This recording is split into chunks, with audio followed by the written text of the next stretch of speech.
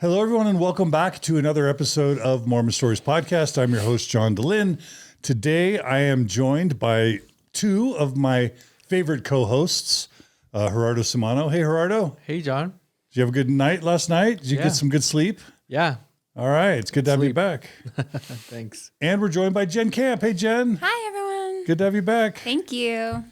And we are here for part 3 of our 2-day epic interview with Steven Pynakker. Steven. Hey, everybody. Good to see you. Welcome back. Thank you. Thanks for having me. Did you get some good sleep last night? Pretty good night's sleep. I'll tell you what, I woke up this morning, I thought, oh, that's right, I'm doing Mormon Stories again today. It's like an afterthought. It is. We become an afterthought. Not an afterthought. This has become so natural to me that this doesn't seem weird that this is happening. It's great. Yeah. Well, as those of you know, we did 2 episodes yesterday. With Steven, the first episode that we did was basically Steven's early story growing up as a Christian in the Chicagoland area, a conservative Christian, I would say, and what caused a conservative Christian raised in the Chicagoland area in the 70s and 80s, what caused him to become super fascinated with Mormonism. And we talked about how Steven reached a point of depression in his life where it was basically his study of Mormonism that was the only thing that was keeping him alive. It's a wonderful part 1. Check it out. And we're going to finish later his story. But we then moved to a part 2 where we talked about Steven's outsider view, putting on his secular hat, of how the Book of Mormon was put together by someone who's studied more about Mormonism than 99.9% of the world's population. I put him, up there with some of the greats that we've had on Mormon Stories podcast. So he's not shaking his head. He doesn't like it. He's embarrassed, but it's false humility. He's an alpha male. He knows he's brilliant. So don't believe his humility for a second. All right. So today we're going to cover 3 things, but in this first episode, we thought it would be fun to have Steven tell us what he loves about studying Mormonism today. And he put together a list. And so kind of the title of today's episode is, what a Christian loves. And I don't know if you like saying evangelical Christian. I keep getting hung up. You're not a Protestant. You're not a Catholic. So what type of Christian are you? Well, generally speaking, I would be considered a Protestant. And I actually would consider myself kind of a radical Protestant, but evangelical is kind of a catch-all that covers a lot of the movement. So I'm comfortable calling myself an evangelical Christian. You are? Yeah, very much so. Yeah. Well, we believe people should be able to self-identify however they want. Absolutely. But if you're comfortable saying it, I'll say it. Because I grew up in Katy, Texas, in the Bible Belt, in a Baptist town, and Baptists and a lot of evangelicals didn't like Mormons. And so to have people like you and Chris Thomas and others, Allison, show a real interest in Mormonism and not in a way that's perceived as antagonistic, kind of like the anti-Aaron Shaveloff kind of, how do you pronounce his name? Shalafaloff or something. Shalafaloff, yeah. Like, Mormons love it. I'm intrigued by it. And so, so let's start today's first episode by having you just share maybe, 10 things you love about Mormonism, again, from an evangelical perspective. Okay. So we kind of combine like things I like about the Book of Mormon, that counts. And also things I like about Mormonism in general. And so I think we'll talk about, first of all, I love the people that I've encountered. So it was like just a few months before I started my channel that I actually started engaging LDS folk and Community of Christ and other members of the Restoration. And I kind of take a broad view. So when I talk about the Restoration, I'm talking about every group that's a product of Joseph Smith and everything, because I think, we have to take into account not only the Church of Jesus Christ of Latter-day Saints, but we also need to take into account the Community of Christ, which is become a mainline Protestant denomination. And we also take into account the Church of Jesus Christ, which I have to say is probably one of the most Christian churches I've ever attended. What? Yeah, absolutely. And this, how so? Because I attended church service there, man, and I felt the Spirit. I mean, It was awesome. my mother came and I said, Mom, you tell me, and she said, I felt the anointing. I asked her the next day. And then I brought 2 Christian brothers or neighbors of mine. I said, guys, we're going to Saturday night preaching service. You tell me. They're like, these are Christians and these are evangelicals. No, these are believers of the Book of Mormon. They're part of the Church of Jesus Christ, founded, rose from the ashes of Sidney Rigdon's failed experiment to try to do a United Order or whatever in Pennsylvania. And so I've attended many services with them and have been embraced by them as a brother in Christ. And I would consider them brothers and sisters in Christ. Now, so, which church are you talking about? It's called the Church of Jesus Christ. It's the 3rd largest church in the Restoration. Okay. Mormons have, and I included, have almost no idea what you're talking about right now. Yeah. So I thought you were talking about Community of Christ, but you were talking about a 3rd Restoration branch. Yeah. And the Church of Jesus Christ. And Joseph Smith is the founder of that church. And they're based where? In Monongahela, Pennsylvania is their headquarters. Okay. And you went there to attend one of their services? I've been to many of their services, and I actually met a couple of their apostles, and I'm friends with the president's son. I'm very tight with that group. I could walk to any Church of Jesus Christ congregation in North America, and they'll know who I am. I made quite an impact on them, and they made quite an impact on me as well. How many congregations do you think they have? So this guy's teaching me about Mormonism. So they have worldwide, they have around 25,000 members, and they have a few thousand members in the United States. I think they have congregations throughout the country. They actually have, like in my home state of Florida, they have at least a half dozen congregations. And they have a strong concentration in Michigan and Pennsylvania. They also have congregations in California, Arizona. So I couldn't give you an exact amount of congregations, but it's probably, I don't know, around 100 or thereabouts. Okay. Yeah. Fun. Yeah, it's just great. But and this could go back to early on when we talk about other things, but I look at the full restoration. I look at all the branches of the restoration. And so I don't just focus on the Salt Lake branch, because all these groups claim Joseph as their founder. And so they tell, what do they tell? What do they say? Check, what are the fruits? But, what fruits are they bearing? Well, when I look at the Church of Jesus Christ, they are a fully, as far as I'm concerned, Christian church. And Joseph Smith founded that church too. Yeah. Okay. Yeah. And I have to say, for our show notes, like, we've had John Hamer, who's now a higher level leader in Community of Christ. We've had him on Mormon Stories many times, and even their prophet. Yep. Steve Veazey. Yeah. And he is one of the most delightful humans I've literally ever met. One of the most inspiring interviews I've ever done on Mormon Stories is Steven Veazey. Oh yeah. Have you met Steven? I have not personally met him, but I think there's a chance I'll have him on. Now, I've had John Hamer on a few times as well. And I'm plugged in with Community of Christ big time. So this is another group, that Joseph Smith founded. Yeah. And these are lovely people. And it's a great church. I mean, it really is a phenomenal church in many ways. If you're more progressive, social justice type kind of person, that you might be a good landing spot for you if you're looking for something within the context of the restoration as well. But even if you're a progressive Christian in general, it might be a church that would be worth checking out as well. So it sounds like one of the first things you love about Mormonism is the multiplicity of branches of the restoration. That's where all the action is, dude. The fringes is where the action is. And what do you mean by that? Because some people say that, like, Jesus was sent to the margins. Does that make sense? Yeah. I think that, okay, so the Church of Jesus Christ claims to be the one true church. Okay. This third one, number 3. Yeah. Okay. The bronze Mormon Church claims to be the one true church. Right. Okay. They all claim. I say that jokingly. Of course. Gold, silver, bronze. I'm just teasing. So yes, the bronze. Yes, I like that. So I don't. Of course, I don't. I'm not interested in what the one true church is. It's not even. And we live in a postmodern world. Nobody is even interested in that question anymore. Right. That's not true. A lot of Mormons would care about that question. No, but I'm saying the outside world in general. Oh, okay. Right. In other words, nobody's going to the Grove and asking that question anymore. Do you mean nobody thoughtful? No, I'm saying there are very thoughtful people out there, but their relationship with religion is much more different than about what church they should belong to. It's more about it's more relational And so I think it's just different. It's just a different world. People don't want to belong to organizations and institutions anymore. They want to just kind of do their own thing. But here's this church. They claim to be the true church, but the biggest difference I find with them is I know there are plenty of Baptists who believe they're the one true church.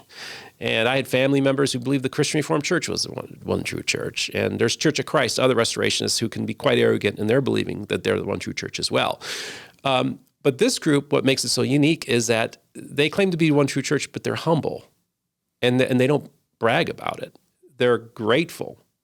And I thought, well, if there is one true church, it's probably going to look a lot more like that, that they're grateful rather than arrogant about making the claim. Mm-hmm. And so to me, that's what makes me so interested in that church. Fun. Okay, so you had some thoughts about loving the Book of Mormon. Let's start. Yeah. Should we start there?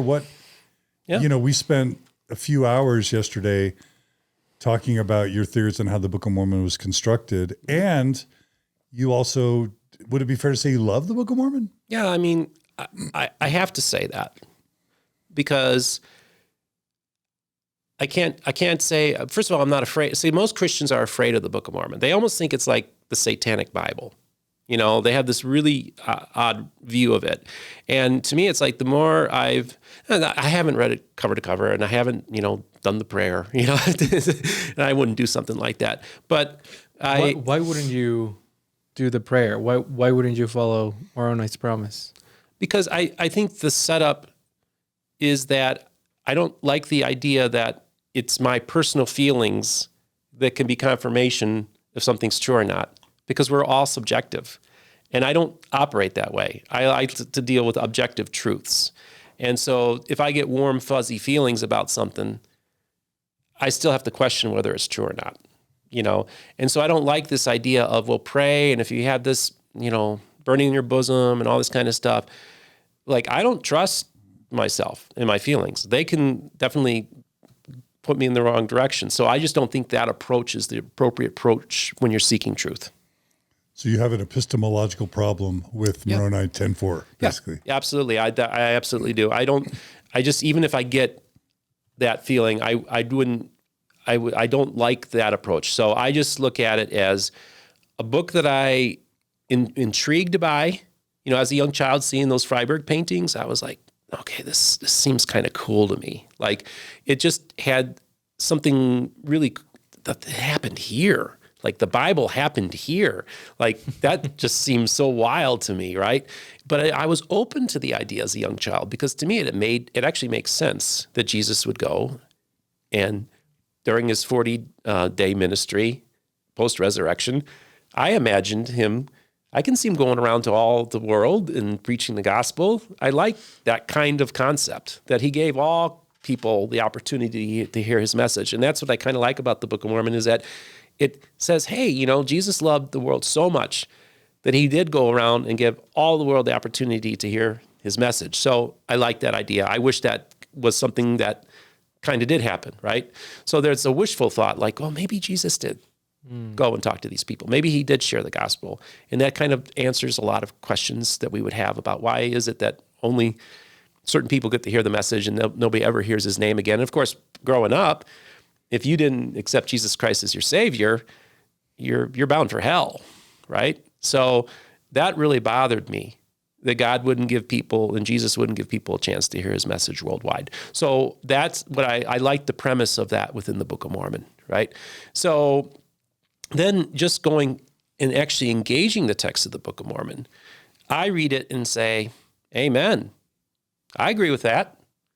I was taught, the Christian Reformed background, they believed in baby baptism or infant baptism, and I strongly would reject that. So I got a scripture here that tells you. Why don't you like infant baptism? Because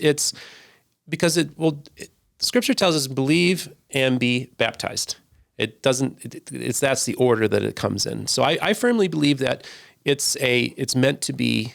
You've made the decision to come to Christ, and then you make a public proclamation and witnesses so people can see that you're joining the Christian community. I think that's a more appropriate use of baptism. So I agree with the doctrine of baptism that's taught in the Book of Mormon. I like that it has the gospel taught.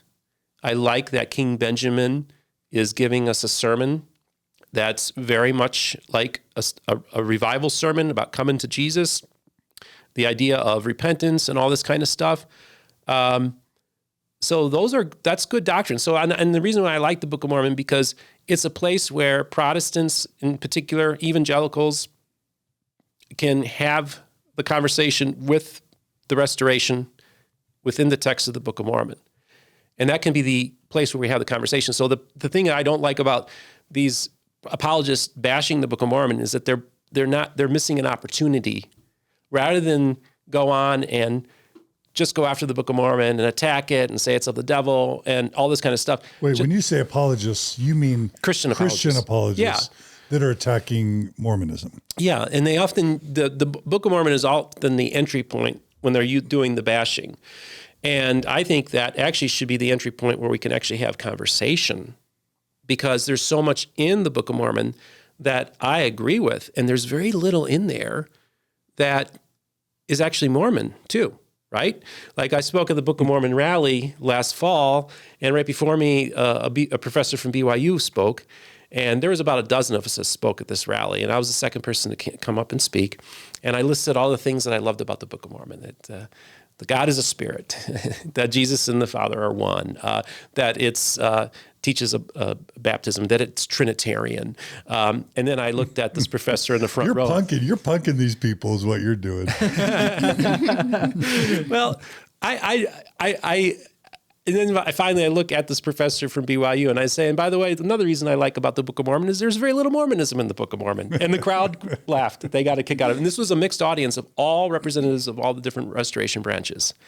Put on in Independence, Missouri. That's kind of the hub. They're all there, right? But they appreciated that. And then afterwards, I had like the stake president and some of the top people from LDS Church come to me and say, I just want to thank you for your testimony of the Book of Mormon. I'm like, oh, okay, I guess I have a testimony of the Book of Mormon. I didn't look at it that way, but that's how they saw it and perceived it. So if we could list the things that are Mormon that are not found in the Book of Mormon, what are some of those things that we don't find in the Book of Mormon but are currently believed by Mormons? Well, okay, so the nature of God in the Book of Mormon is very Orthodox. I just have one of the top Lutheran theologians on my program, and he even says there's the God and the Trinity that's described in the Book of Mormon is pretty Orthodox, and there's very little that a Orthodox Christian would have with the nature of God. So God is a spirit; He doesn't have a body. Mm-hmm. There is only one God, and He's eternal and unchanging.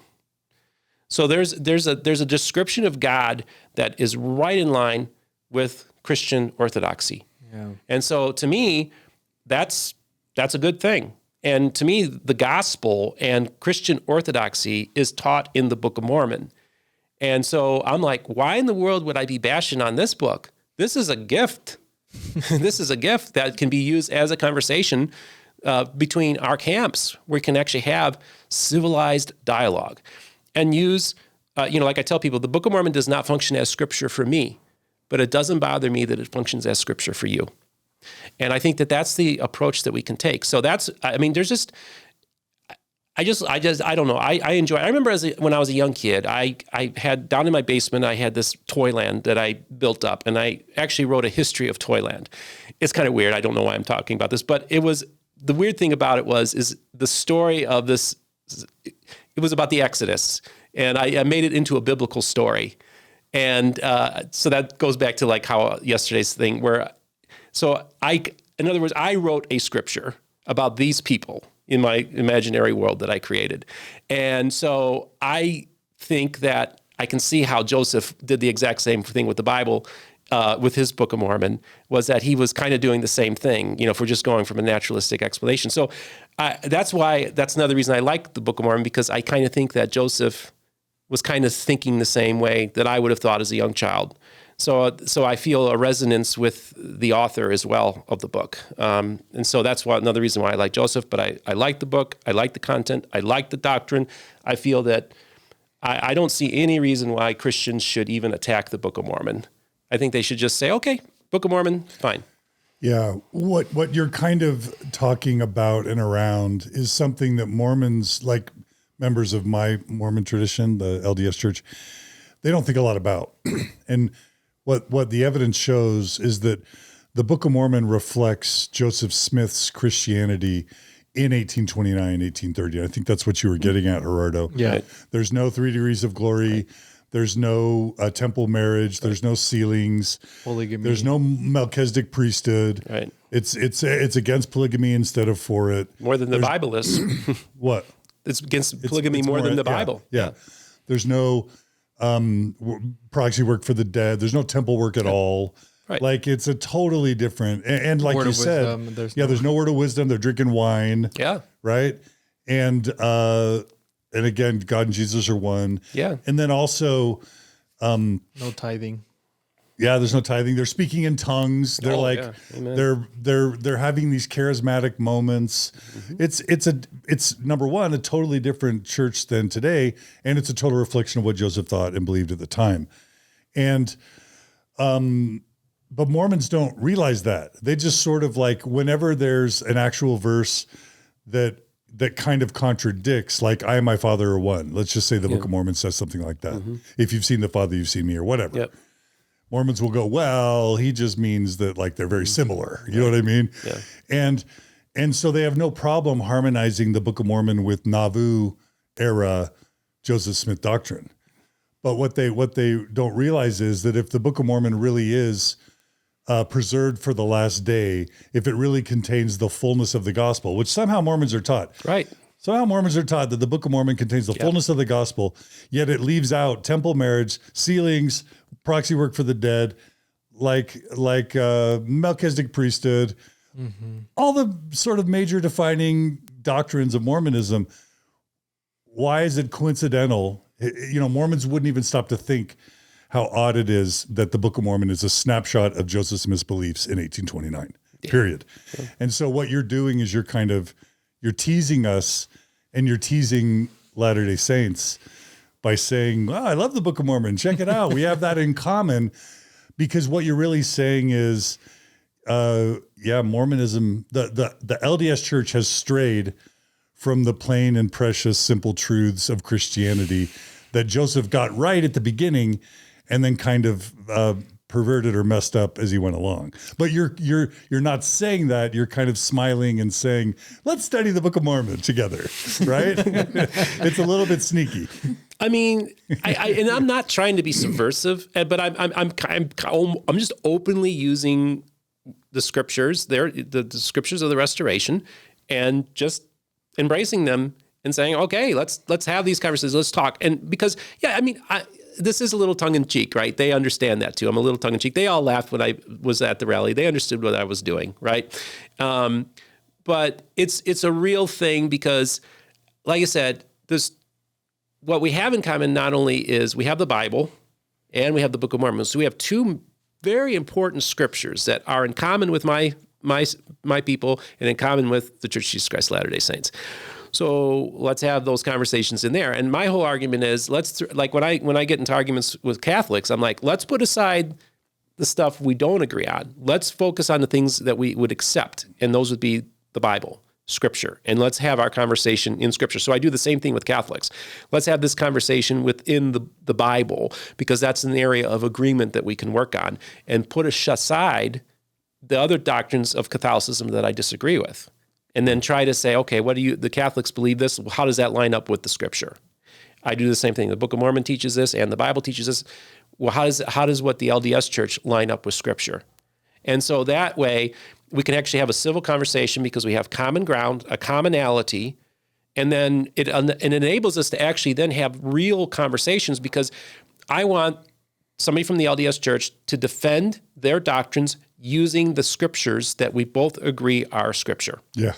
And then we have a real adult conversation. Mm-hmm. And I think that's how that works. But it's tricky because in some ways, if you think about the text of the Book of Mormon, like this is Denver Snuffer's whole point, is that the LDS Church has strayed from the teachings of the Book of Mormon, whether it's becoming too materialistic, whether it's fine apparel, wealth, Like, if anything, the modern Mormon church is wealthy and into consumer shop. I mean, this isn't fair to say, because Mormon people are good people. I believe that. Absolutely. But like investing in a $2 billion commercial shopping mall, hoarding hundreds of billions of dollars of wealth, that's almost like I don't want to say anti-Christ in a disrespectful way, but that's almost anti-Christian. Anti-Book of Mormon, because the Book of Mormon talks against that. Yeah, exactly.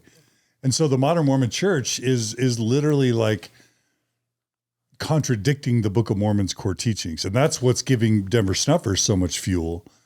And that's kind of what you're saying. And I just also want to just throw in that Chris Thomas was the first to really help me see this. So we'll include his interview in the show notes, but we talked about this yesterday as well.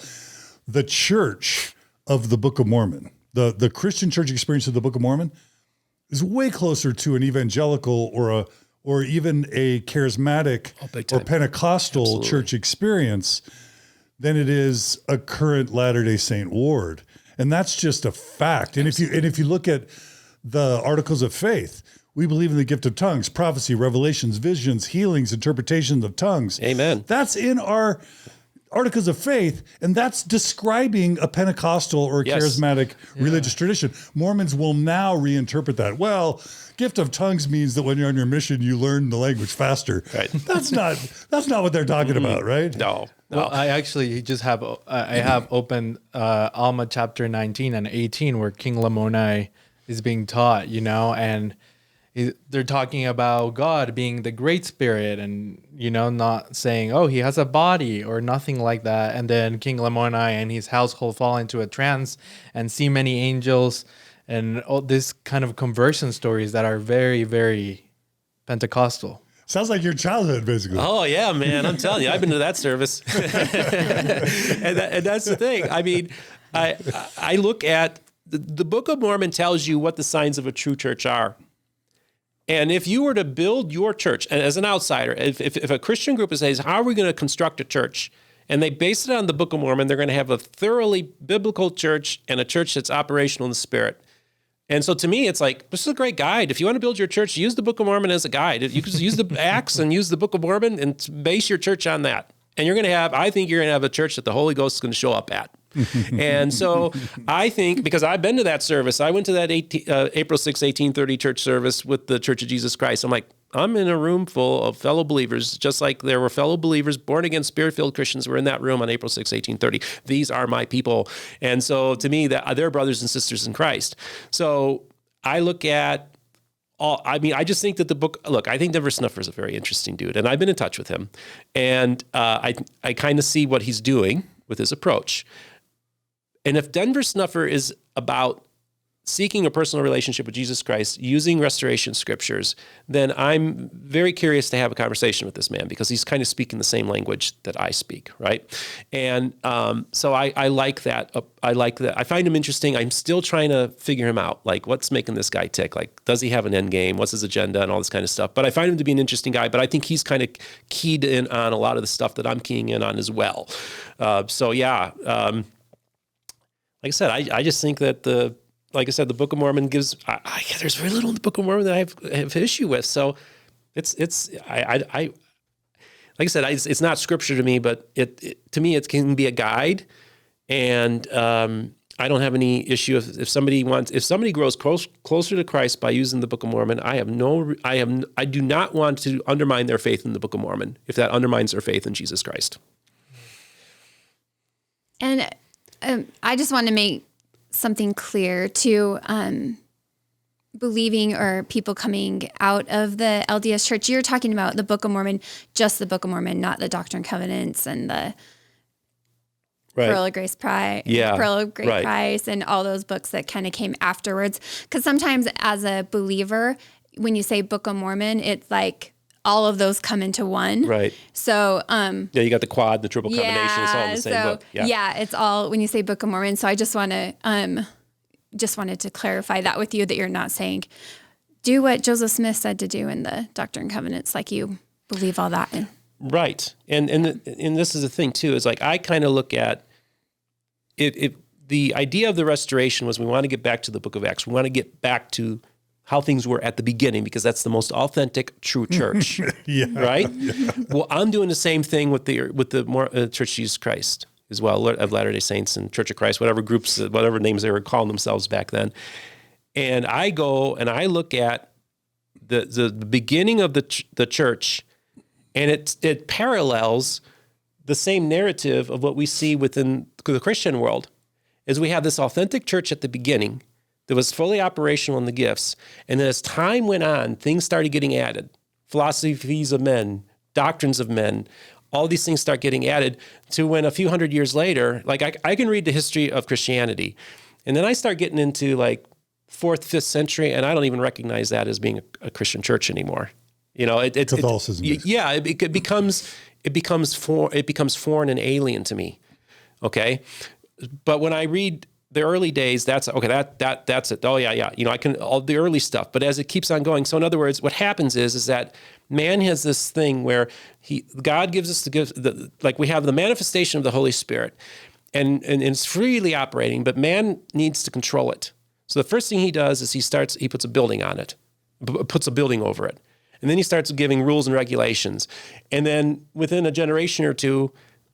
Even within the Charismatic movement, all these great things are happening. And then a generation later, those churches are just as dead as the churches that those people left to embrace the Charismatic movement. I think it's a natural inclination that man feels they need to control and have bureaucracies and build things. So that's what happened with Catholicism, is that they went astray in some sense. And that's why there was a need for a Protestant Reformation. And I just see the same story being told with the whole restoration narrative as well. So the church that's closest to the very beginning is the Church of Jesus Christ, and to me, that one is very close to Book of Acts church, and it's very close to our movement as well, within people within Protestantism that want to go back to like a more authentic early church. Okay, thank you. That makes sense. Okay, great. And so just to kind of round out this part of the episode, we're going to talk next episode about recommendations you have for the Mormon Church, but I kind of need to mention it. You mentioned you've probably attended some Community of Christ services. Mm-hmm. They probably feel more familiar to you than an LDS Church service. You mentioned Church of Jesus Christ services that you're like fully down about. Oh, yeah. Have you attended a LDS Church service, and do you share as much excitement and enthusiasm about that as you do the Church of Jesus Christ? All right. So first impression, I get in there, I look around, and I'm like, these people need a cup of coffee. I was like, whoa, this is like, it wasn't there. I mean, I guess I read enough about to kind of know what to expect. I have never in my life been in a church where people whispered the hymns. It was so quiet. There was, I feel like Bruce Van Orman, who's wrote the W.W. Phelps biography, he likes to bluster and sing his songs, and people kind of look at him funny in the services. And I hope to one day be with Bruce Van Orman and have sing with him very loudly in an LDS ward one day. And I just spoke to see this past Sunday. I actually spoke at a Community of Christ service. So I gave a 15-minute talk, and where? At the Bradenton, Sarasota congregation, based where I'm at. And I'm like I said, I'm in tight with the Community of Christ as well. And they're more like attending a mainline Protestant church service where it's an older crowd, it's subdued. I mean, I even told them, I said, I don't know if I could make this my regular church because you don't raise your hands, you don't clap your hands. And they responded, they got a kick out of that. I said, I like a little bit more going on in my services. But they appreciated and I also told them how much I loved their church, how many things they got right as well. Yeah. Like in many ways, they were very prophetic. Like as 19th century churches go, they seem to get a lot of things right too. So I like them for that too, but they're more progressive, and I'm not quite part of that wing, but I love them. All right, well, we'll save your suggestions for the LDS Church for next episode, but that gives us a flavor anyway. I mean, I'm going to be honest. It seems like there's a tiny bit of I don't want to know if it's bait and switch or underhanded. I don't mean to give it a negative connotation, but it seems like what you're saying is what you love about the Book of Mormon is it kind of disproves the modern LDS Church a little bit. Well, and this is the thing, like most. I mean, you are saying it reflects your version of Christianity better.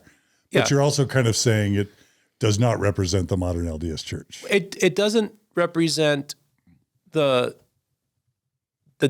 first few decades of the church are much more closer. I mean, we could go into the 20th century and have them given these general conferences speeches where they're talking like a revival preacher. Yeah. We have Hugh B. Brown. Yeah, and B.H. Roberts and all these people. But then you have, like, and this is just kind of digressing a bit, but we have Brigham Young's wives speaking in tongues, right? So we have a lot of the things that I'm saying. It won't just happen in the early days. This stuff was going. Tongue speech was fairly common yet going into the early 20th century within the church. And I actually didn't realize that. Yeah, there was still manifestation of tongues going on that we have records of. Mostly women, they're doing the tongue speech. So to me, it's like we also know that women in the LDS Church performed healings into the early 20th century. Yeah, right? and that's right in line with the gifts of the charismatic aspect. You know, so that's all there. That's all there. So I look at it and I can honestly say this is. I'm not attacking the church, but you guys have deviated away from the beginning of how the church was. You're deviated. It's just no doubt. We can look at the historical record, and the church that exists now would be unrecognizable to a 19th century LDS folk. They wouldn't recognize it. They would come and say, "Boy, these people could use a cup of coffee." They were probably drinking coffee. Exactly, they were. Yeah. And I was a little bit, when I mentioned Hugh B. Brown, that's a lot later, but even, I think, John, or Mormon Stories, you've mentioned a lot about how even during David O. McKay, there seemed to be, before correlation, there seemed to be a lot more excitement in the church about talks, women writing their own curriculum and what they were going to teach in Relief Society. Talks at General Conference were a lot more passionate and interesting, and that seems to just kind of keep dying and being more corporate. Yeah, I mean, literally, the church is a corporation, and it's almost like when it got rid of polygamy and needed a new identity, it kind of absorbed, kind of like IBM. This is going to be a reference that Gen Zers won't get, but it's kind of like an IBM McDonald's corporate, where we want every franchise to be identical. We want to have one experience, church experience that's global. So people in Africa are wearing white shirts and ties. Men in Africa are wearing white shirts and ties. Guatemalan women are, it's a standard identity that looks more like corporate IBM America, suits and white shirts and ties, women in very formal dresses, and then a similar experience everywhere, which kind of takes out any variety, any local culture, and makes it kind of like a McDonald's cheeseburger fry experience worldwide. And that's what corporations can do over time, unfortunately. Yeah, I mean, I wish correlation never happened, because I think you'd have a much more interesting church to engage and have, and it would have been. I like the weirdness of Mormonism too. I like the uniqueness of some of it too, and correlation has just kind of strangled out so much of what makes Mormonism Mormon, right? Mm-hmm. And there's obviously been a real attempt since the 1950s. David O. McKay essentially was trying to say, okay, guys, shave the beards off. We're going to emulate 1950s American Protestantism. We want to be accepted into the mainstream. That was all about trying to be accepted into America, and they've accomplished that. They are 1950s America. They have accomplished that. They have been fully integrated into 1950s America. And we're super wealthy, and we are the wealthiest church in the United States, period. Oh. And the most powerful. Yeah. I mean, I would argue, with maybe the exception of the Catholic Church, probably the wealthiest church in the world. It's a little different with the Catholics because things are divvied up. But if you took all the orders, and if you took the German church, but the Vatican doesn't have access to the German church's funds because it's stay in the house. Overall, like with the Jesuits and all that, they probably have more wealth than the LDS Church does. But I can't think of another church that's even comes close. So yeah, that's saying something. I mean, the LDS Church has been incredibly successful at a few things. Right? Yes. Well, and I think that, they embrace the Protestant work ethic. props to them for that. It does work. Yeah, love it. Okay, so what else do you love about Mormonism? I guess you have kindness as one. Yeah, the people are generally kind. Now, sometimes there is a fake kindness that you comes across. So sometimes a little over saccharine, but generally speaking, the people are very nice to me. They bless me. I mean, like I told Christopher, I had a gentleman send me a Book of Mormon worth around $5,000. Just says, I want to send something to add to your collection. And I'm like, wow, thank you. And so what do I do when I have Mormons keep on blessing me? And I'm going to accept, as a Christian, I'm going to accept those blessings. And so they want to bless me, I'll accept them. That to me is a sign of people that are good folk. Let's see, let me think here. They're not good people, work ethic. One of the most admirable things, of course, is they made the desert bloom. And that, to me, is a sign of something, because Israel made the desert bloom as well. And the story of Mormonism is the story of America. The pioneers, they were brave. These were brave people. Brigham Young, you can criticize him, and I certainly would. There's a lot of things about Brigham Young I don't care for. But he was an American Moses. So we almost get to see, like, the Old Testament replay on the American continent through the founding of the church here in Utah. So it's one of the most remarkable, amazing stories in the history of humankind. It's amazing. So I always tell people, like, why are you so interested in Mormonism? People, they'll ask me, like, that's so weird. Like, have you read the story of these people? It's an amazing thing.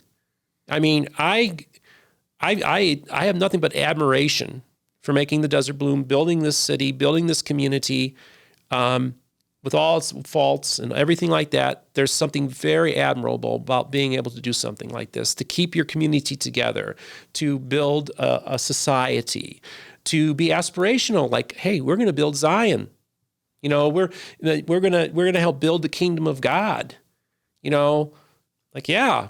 I'm going to give you props for that, man, because I feel like there's a lot that a lot of Christians can learn from that, having Christian communities and having these ideas of thinking of building something great, and to have been able to do it and pull it off is just one of the most, amazing things to me.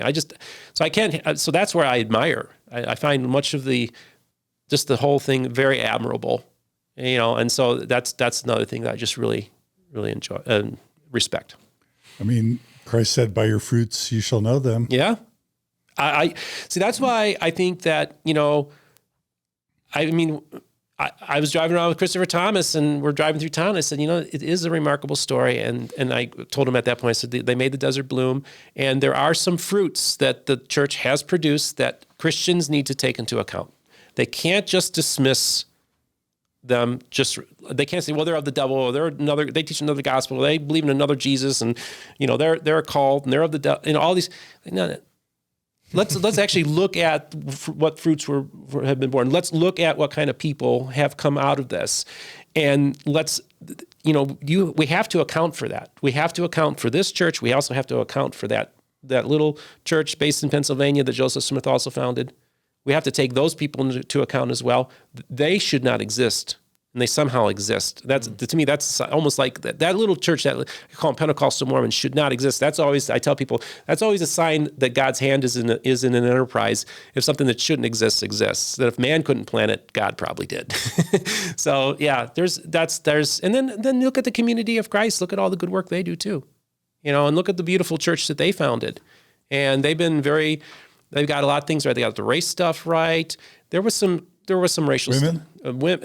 Eventually, they get to the women in the priesthood, LGBT, and they've embraced. They have and they're embracing everybody. Right? They're not exclusionary. And this is another church. This is another fruit of a church that we have to take into account as well. So it's not just. That's why I always tell Christians, just don't focus on Joseph Smith. Don't just focus on the Church of Jesus Christ of Latter-day Saints. Look at the full spectrum. Look at all the other fruits that have been born as well. And that should give Christians pause. And maybe they should be a little humble and less arrogant in their critiques. Love it. Okay, on your outline, you mentioned a bunch of doctrines, theological tenets of the Book of Mormon that I think you've already kind of mentioned, but I do want to just summarize them, because if there are any Orthodox active Mormons watching Mormon Stories, and I know we have them, you're basically, if you just want to list them all one last time, I think it's worth, if you're going to read the Book of Mormon, I think it's worth accepting Stephen's challenge to realize that the Book of Mormon very much stands apart from modern LDS Church doctrine in several key points. It's far more evangelical Christian than it is modern day Latter-day Saint. So would you want to list off the tenets that you have one last time? Well, I think that Jesus Christ is at the center of the Book of Mormon. And that's what I think is the most important message of the Book of Mormon, is Jesus is at the center. And so anything that Jesus is at the center of, I'm going to say, okay, Jesus is at the center. This is not of the devil. I don't believe the devil had anything to do with the production of the Book of Mormon. Okay. I think that the teachings of God, of how the nature of God, it gets it right. It basically gets the Trinity right. How so? Because God is portrayed in a very orthodox way.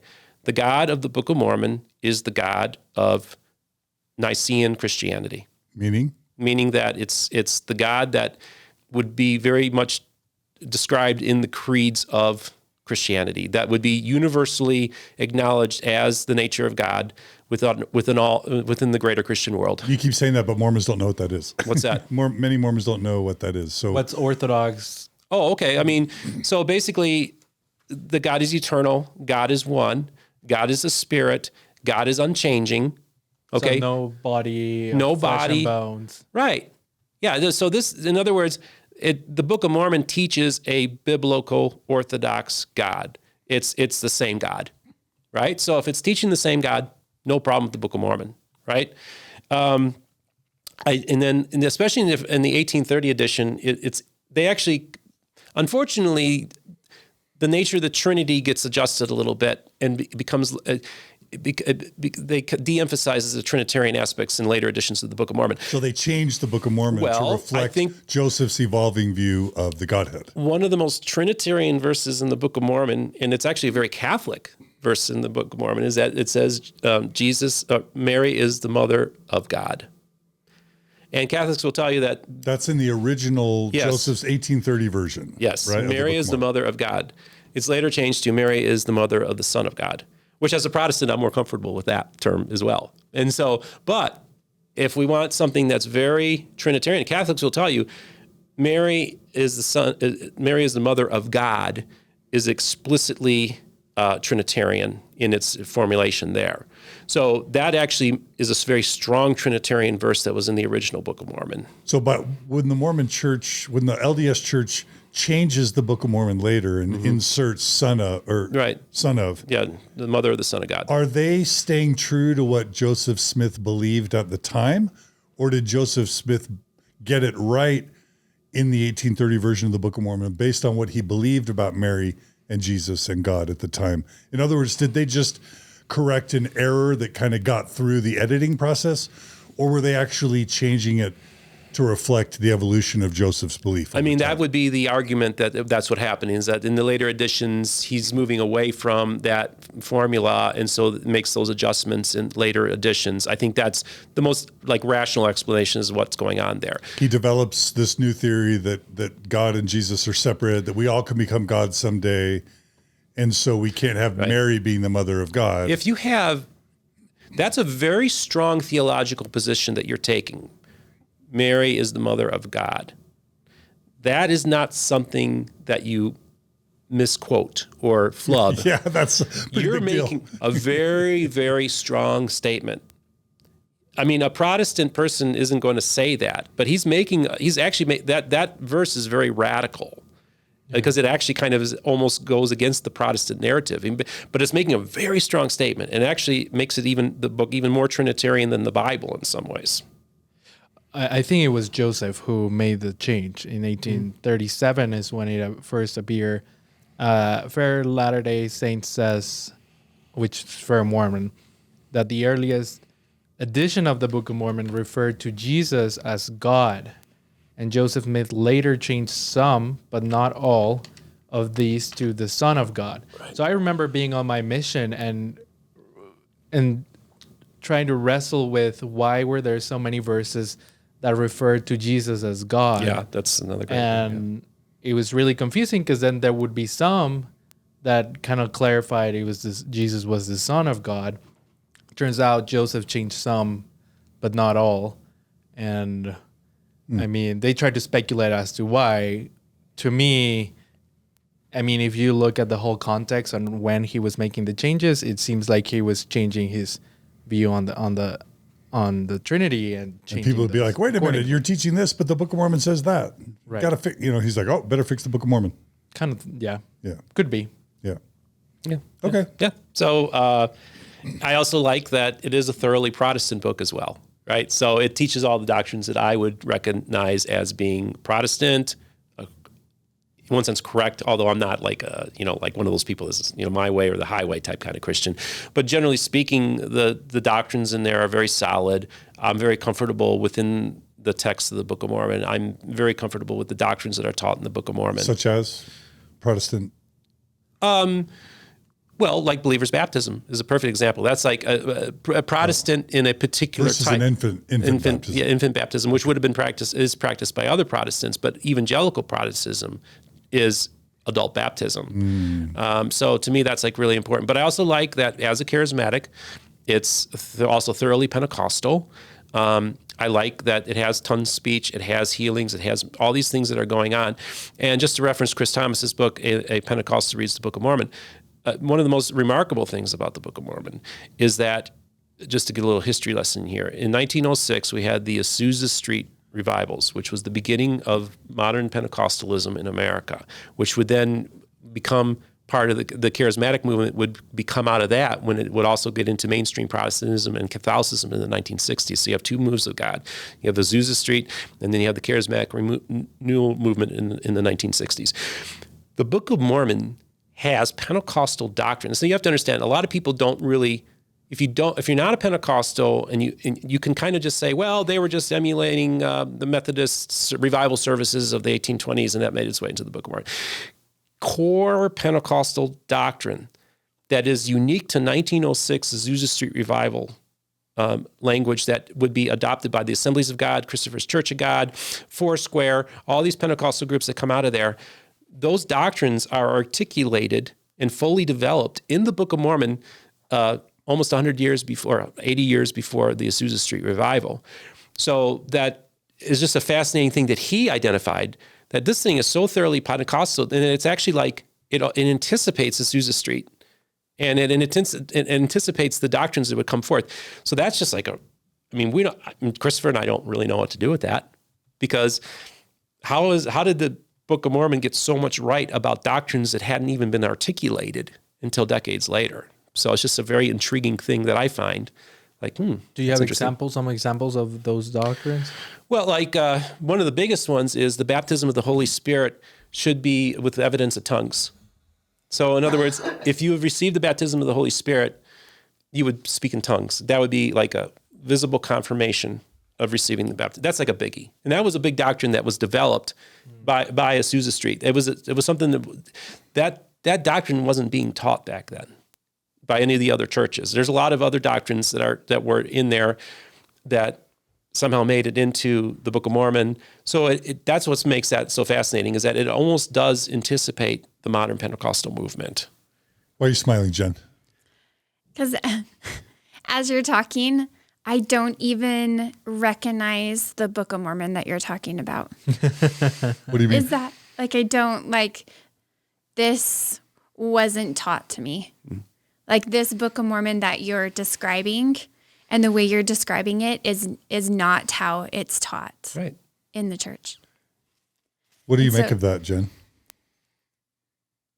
Because the text is there, but the church helped us ignore what the text actually says in very meaningful, significant, comprehensive ways. I think what I see happening is in these new, study manuals or, lesson manuals and things like that, that they're taking what was written after the Book of Mormon and using that to explain and teach us the Book of Mormon instead of using the Book of Mormon to teach us. And it's just kind of like, I'm just kind of recognizing that as you're talking about. But then when you talk about the Book of Mormon, like I recognize those things that I've read, but the way that they teach is backwards. Yeah. And so I'm just trying to like redirect my brain in a different, to thinking it backwards from what I was taught. So it's just, when you're talking, that's why I keep smiling, because I'm like, oh. If you go back, that is what is in there. And then I'm like, where did I get this? Oh, I got that from what was taught in this, conference talk. And it's kind of, my mind is going a little, is just recognizing things. So it's interesting. It's interesting to me that I'm learning about my Book of Mormon that I loved and read every day and taught my kids and everything. It's different. Like hearing you speak about it. But I love what you're saying. I love what you're saying about it too. So it's just this weird thing that's happening to me right now, like in the now. It's just, so that's why I keep smiling and trying to figure it out. Yeah. Backwards. Yeah. It's kind of like Carrie Milstein's idea of like you have this narrative that you're taught and that you want to believe in, and then every evidence that you look, you try to fit into that narrative. So if you were taught that God and Jesus are two separate beings with flesh and bones, and then you're going to read the Book of Mormon, you're going to try to find how to fit the Book of Mormon into the idea of... and then I'm also realizing these things that have always felt wrong inside me, now explained differently, make sense to what was inside me, if that makes sense. Yeah. I love you, everyone. I hope that I'm making sense to you. But this is like happening to me in real time. So I'm trying to like grasp all of this coming. So I have to say, she's been a revelation to this. I'm so glad that you're participating in this, because it's really, it's giving me real-time feedback, and we're having conversations off camera, and you've been a real blessing to me. Oh. I just want to say, I love you so much. Aw, thank you. I really appreciate you. I once heard or read about this idea that Joseph's concept of the Trinity, even later, like even during Brigham Young, they wouldn't. So you know how today the church teaches Jehovah is Jesus, Heavenly Father is not Jehovah. Is he is Elohim. And Michael is Adam. And like it's just very structured. But even Brigham Young or Joseph Smith wouldn't see it that way. Joseph would use the term Jehovah interchangeably for Heavenly Father and Jesus, even to the point where we have the prayer of, I think it's the Kirkland temple dedication, where Joseph is praying to Jehovah and is calling him the eternal Father. Have you heard about that kind of stuff? Some of those evolutions, and see, I kind of look at it this way: is that when I, as a Protestant, we look at the Catholic Church and say they added all this stuff, and Martin Luther's looking at his scripture and he's going back to the original source material. And he's like, I don't see this in the Bible, right? And so infant baptism is an example, or popes, or well, infant baptism, Luther believed in it, but there's a lot of things like like the priesthood of all believers, and it's about grace and as opposed to works. That the narrative that the Catholic Church was not the narrative that was in the Scriptures. Right, so that was felt a need for the Reformation, because we got to go back to the original source material and make sure that what is being taught lines up with that. Right. Well, I think you could argue the similar evolution has happened within the LDS Church, is that we have original source materials. We have the Bible, we have the Book of Mormon. Those are the two standard works from the very beginning. Right. Okay. And then we see in Scripture, if we're going to believe in Scripture and it's revealed by God, then anything that comes forth afterwards has to line up with Scripture.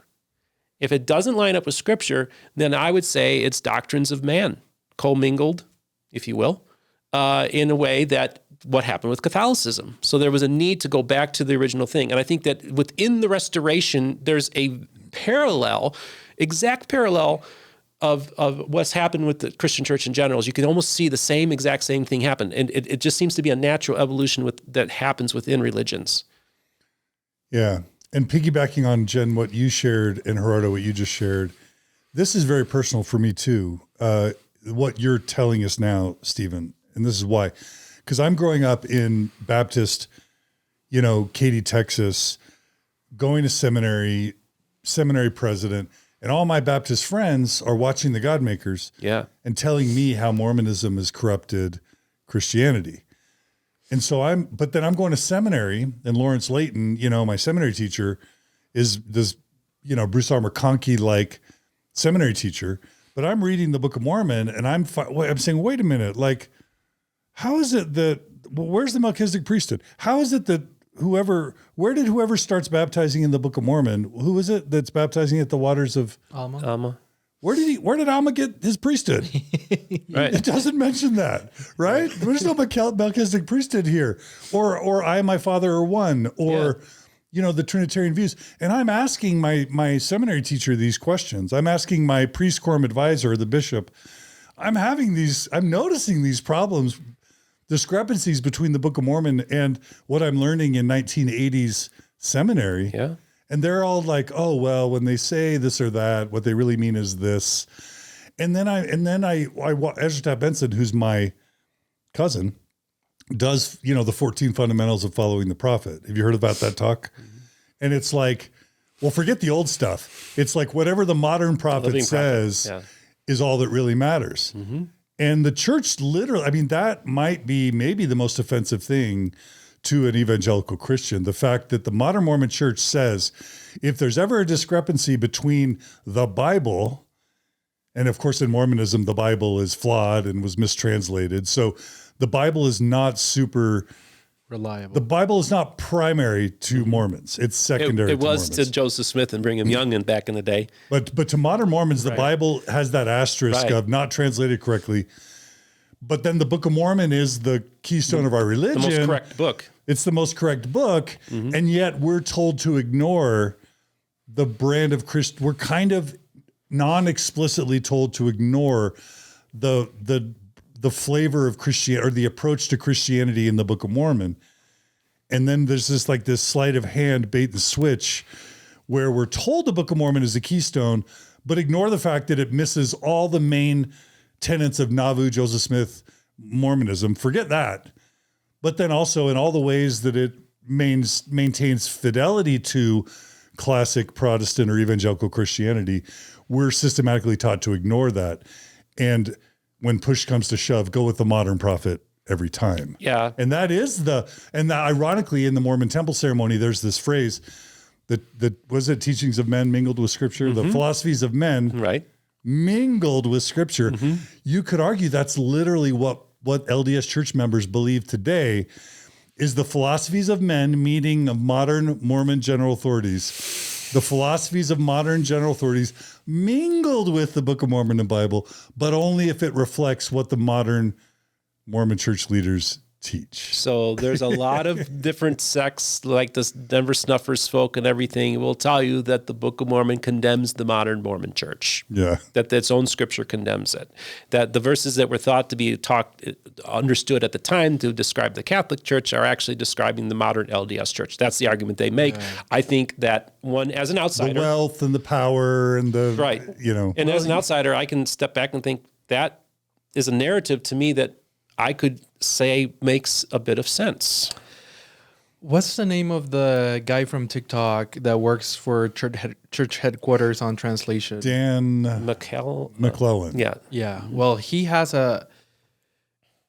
he does a lot of TikToks, but we'll add that in the show notes. I think Dan the McClellan. One that surprised me the most is the one where he talks about the verse in the Book of Mormon where Lehi is teaching that we're saved by grace after all we can do. And the church has taken that verse, and it's probably one of the most important verses for the modern church, because that verse means that we're supposed to follow all the commandments, do all the ordinances of the covenant path, and then after all we can do, Jesus is going to save us. What Dan teaches us on his TikTok is that actually what that meant in the time of Joseph is that we're saved despite all we can do, and that the phrase after all we can do was being used by preachers at the time, meaning, and it would mean to people despite all we can do. And I was super surprised that even that, which is one of the verses that is most criticized by evangelical Christians, that even kind of like supports evangelical Christianity. Yeah, it's interesting because on one hand, I'm like rooting for grace within the Mormon church, right? I'm like, embrace grace, embrace what Jesus did at the cross. It's not by anything that you do, it's what he does. It's not the work that I do, it's the work that he does in me, right? That's what the work is, right? That's the work. That's powerful. And so when I want to see them reinterpret that verse, I'm like, I don't mind that. But yeah, if you look at the original, like originally it was taken the other way all throughout most of the history of the church. But you know, I do kind of like them going in the grace direction, because in that sense, I look at it and say they're heading in the right direction. So if you want to reinterpret that verse that way, I'm cool with that. One modern phenomena just of the past month or so, and I don't know if you're aware of this, there's sort of a few things that the general authorities, the apostles, are really starting to communicate. You know, one is like no more talk of Heavenly Mother. That's really being slammed. But one that's really being emphasized, which is sort of a Russell M. Nelson pet rock or whatever, is that God's love is not unconditional. And that it's dangerous. And this is something that literally, like Christofferson and Holland, they're going out to stake, area and stake training meetings saying, you all are getting something really wrong. God's love is not unconditional. God's love, if you teach that God's love is unconditional, then people are going to feel like they can sin. And so you need to stop teaching that God's love is unconditional. Yeah. What do you think about that in terms of your Christian sensibilities? Yeah. So one step forward, two steps back, right? Because in some ways I see like Jackson Washburn, he's trying to integrate a Protestant understanding of grace into Mormon doctrine. He'll be just going to be writing Mormon doctrine, 20, 30 years from now. So I'm rooting for Jackson. You go. But the idea that God's love is not unconditional is and that's a double negative. That God's love is conditional. Is conditional, right? I mean, that just defeats the entire enterprise of what Jesus did at the cross. That defeats the entire enterprise about our relationship with our Creator as being fellow image bearers and His children. That when you make God into that character, you're going against everything that Christianity is all about. And so I really feel like when you make a statement like that, I'm talking as an outsider, but as an evangelical, I outright reject that. That is not Christianity. That is not a doctrine that Jesus would recognize as being one of his own. Well, that would be them. That would be humans limiting God. if they're saying God's love is conditional, like God is supposed to be everything, right? Be able to, that's putting a condition on God or a limit on God, which I don't think many would say is correct. Something that Dan Vogel says that I really like is that Joseph was very universalist on his views about grace and about salvation, but sometimes he didn't like people knowing how universalist he was. So he wanted to be universalist, but he didn't want other people to be universalist. But he includes all those ideas in the Book of Mormon. And I just want to correct that. I said Lehi teaches that on the Book of Mormon. He was Nephi, but okay. All right, this is fun. Yeah. So what else do you love? What else do you love about Mormonism? So we talked, what do you mean by we need to be born again? What does the Book of Mormon teach about being born again, and what do you like about that? And I mean, being born again is having a born again experience. In other words, the idea of, so for instance, within Christianity, the born again movement, if you will, is kind of something that was also parallels the Charismatic movement, the Pentecostal movements. And as a matter of fact, most Americans didn't even know what a born again Christian was until Jimmy Carter became president. So it's a relatively new phraseology within Christianity. But it's the idea. So when you look at the Book of Mormon, you look at people's lives being radically changed when they're saved. You were this way one day, you have an encounter, and you're radically transformed. That's a born-again experience, okay? That the old man dies, you become a new creature, and you're just completely radically changed and transformed. And so that is what's described in the Book of Mormon. That's also what I believe in. It's what's happened to Paul, that radical. Like you were one way, you were going after Christians, you were, trying to kill them, you were persecuting them. And then you have this radical encounter with the Savior, a life-changing moment. And it fundamentally changes everything in your life. And you're no longer the person you were, is unrecognizable to you now. And so to me, that's what being born again is all about. And that's a story that's very common within the Book of Mormon as well. Those life-altering experiences. So to me, I know people that were one way, and they're a completely different person as a result of getting saved, getting born again. This is something to be honest, growing up, I never understood about my Baptist friends because they put so much stock on having this one experience, and then they may just sin again, and then they would use that to say, well, Mormons aren't legitimate Christians because you haven't been born again, John. Mm-hmm. And I didn't like it. Like, it just seems so squishy, and like, who's to say who really is born again? Mm-hmm. And who's to say that really changes you? Right. And then just this whole, like, I'm in, but you're not. Yeah. Those were all the things that just the born again idea never resonated with me. Didn't make sense. I get it, because this is the thing. You're dealing with men, the doctrine. The second man starts trying to describe or explain things from a divine part, they're going to always go towards legalism or exclusionary. It's going to. This man does that. We just have this natural affinity to divide into camps, and if you didn't have the exact same experience that I had, that makes you not part of the camp. And so this is where I would be critical of the born again thing. So if I were to go to a Christian and say, what would be your definition of somebody being born again or becoming a Christian, if you will? Like, would it be you're in church and you hear an altar call and you go forward and you give your heart to Jesus Christ, and they'll go to you and say, well, yes, that's an authentic born again Christian. That they're Christians. The only problem I have with that is that none of that's in the Bible. That's all 19th century Christianity. Mm. So that's why I say, don't think for a second that if somebody didn't have the exact same experience that you had, that you would say was your born again experience, but they didn't have the exact same experience, that they're not born again.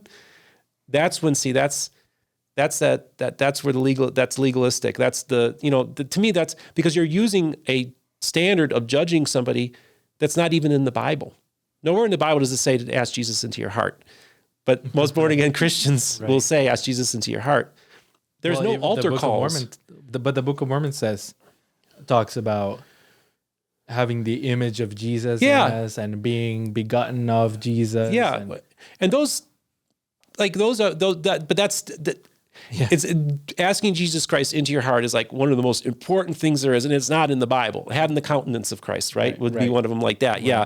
And but those are more in line, I think, with, I mean, that does have a little bit of a revivalist language as well, but also see a lot of modern evangelical Christianity is also 19th century Christianity. It shares actually a lot of the same parallels with Mormonism as well.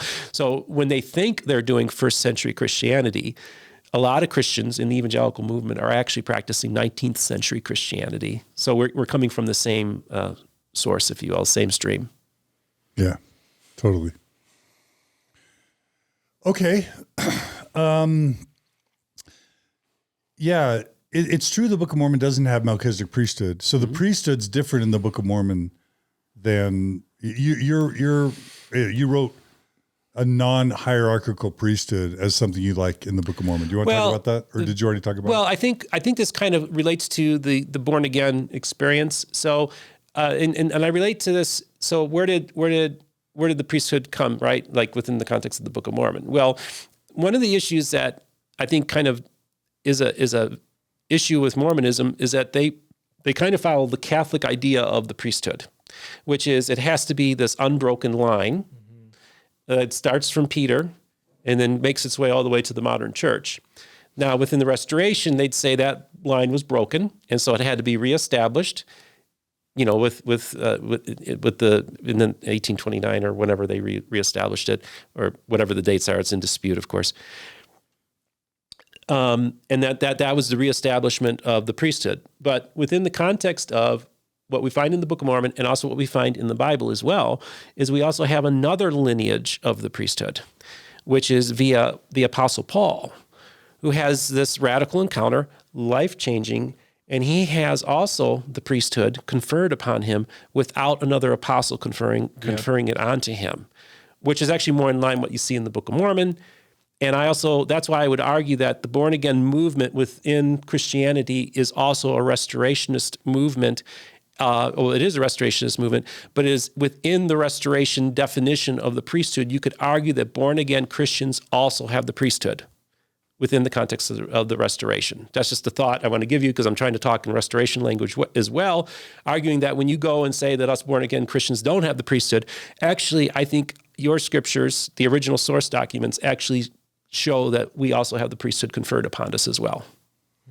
So something to think about. That idea is interesting, and I hadn't thought about it that Paul receives the priesthood not from Peter, James, and John, so we had the apostles, right? Like how Mormonism would teach it. Like if there's someone, because there's a scripture in Doctrine and Covenants that says that only one person holds the priesthood in the world at a time, and no one else can hold it, like the power, and But we have precedent in the Bible of Paul receiving the authority, even though there was the apostles' word close by or whatever. Yeah, and they acknowledge his credentials, even though it came down. So I call it, you have the Petrine option, and you have the Pauline option when it comes to priesthood conference. So, and that's using restoration language. That's using scriptures that I could make the argument using your own source materials that I have the priesthood conferred upon me in the same way that a person of the church, in any of the churches in the Restoration would have.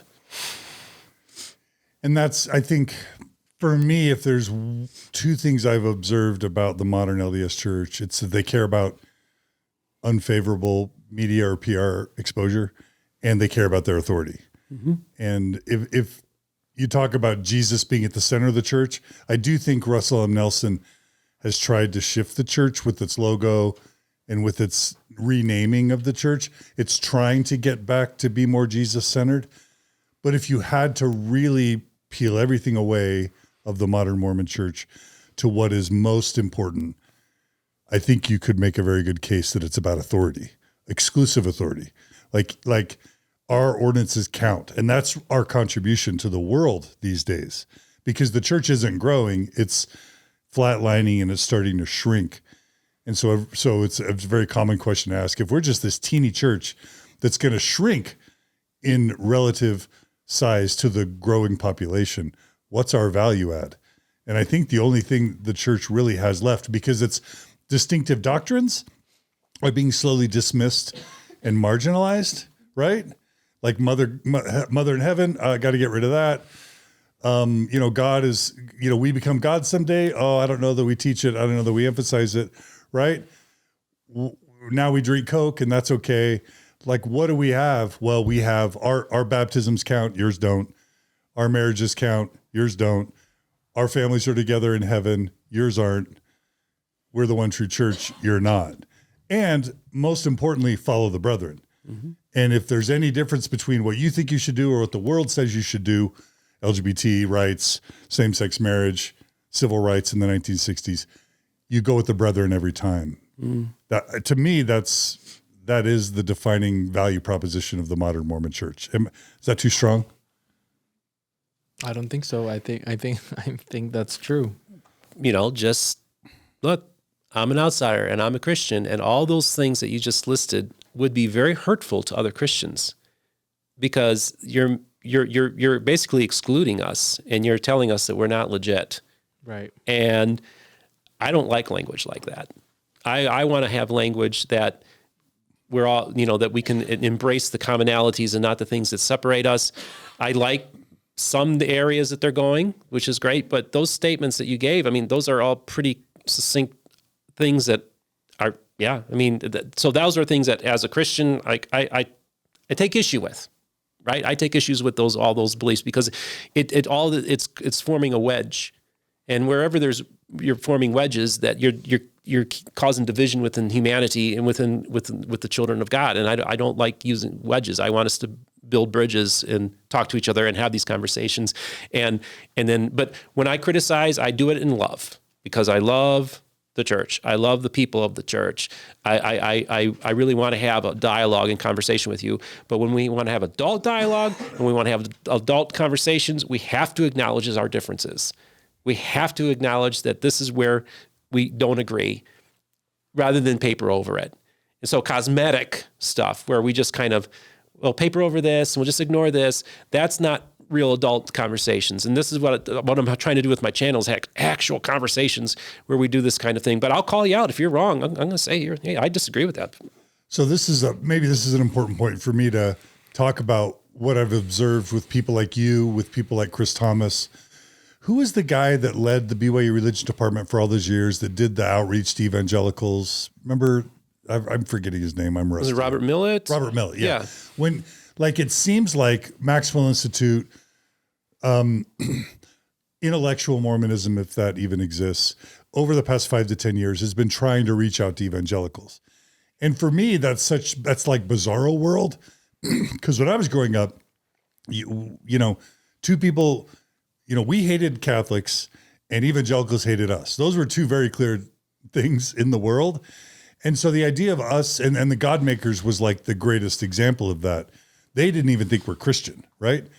And if you fast forward, it seems like politically at some point, the Mormon church realized, if it cares about anything, if the modern LDS church cares about anything in addition to authority and media exposure, it's traditional families and fighting same-sex marriage and fighting now gender diversity, right? Mm-hmm. And so what the church started realizing prior to Prop 8 in 2008, and then definitely with Prop 8, is we need evangelicals.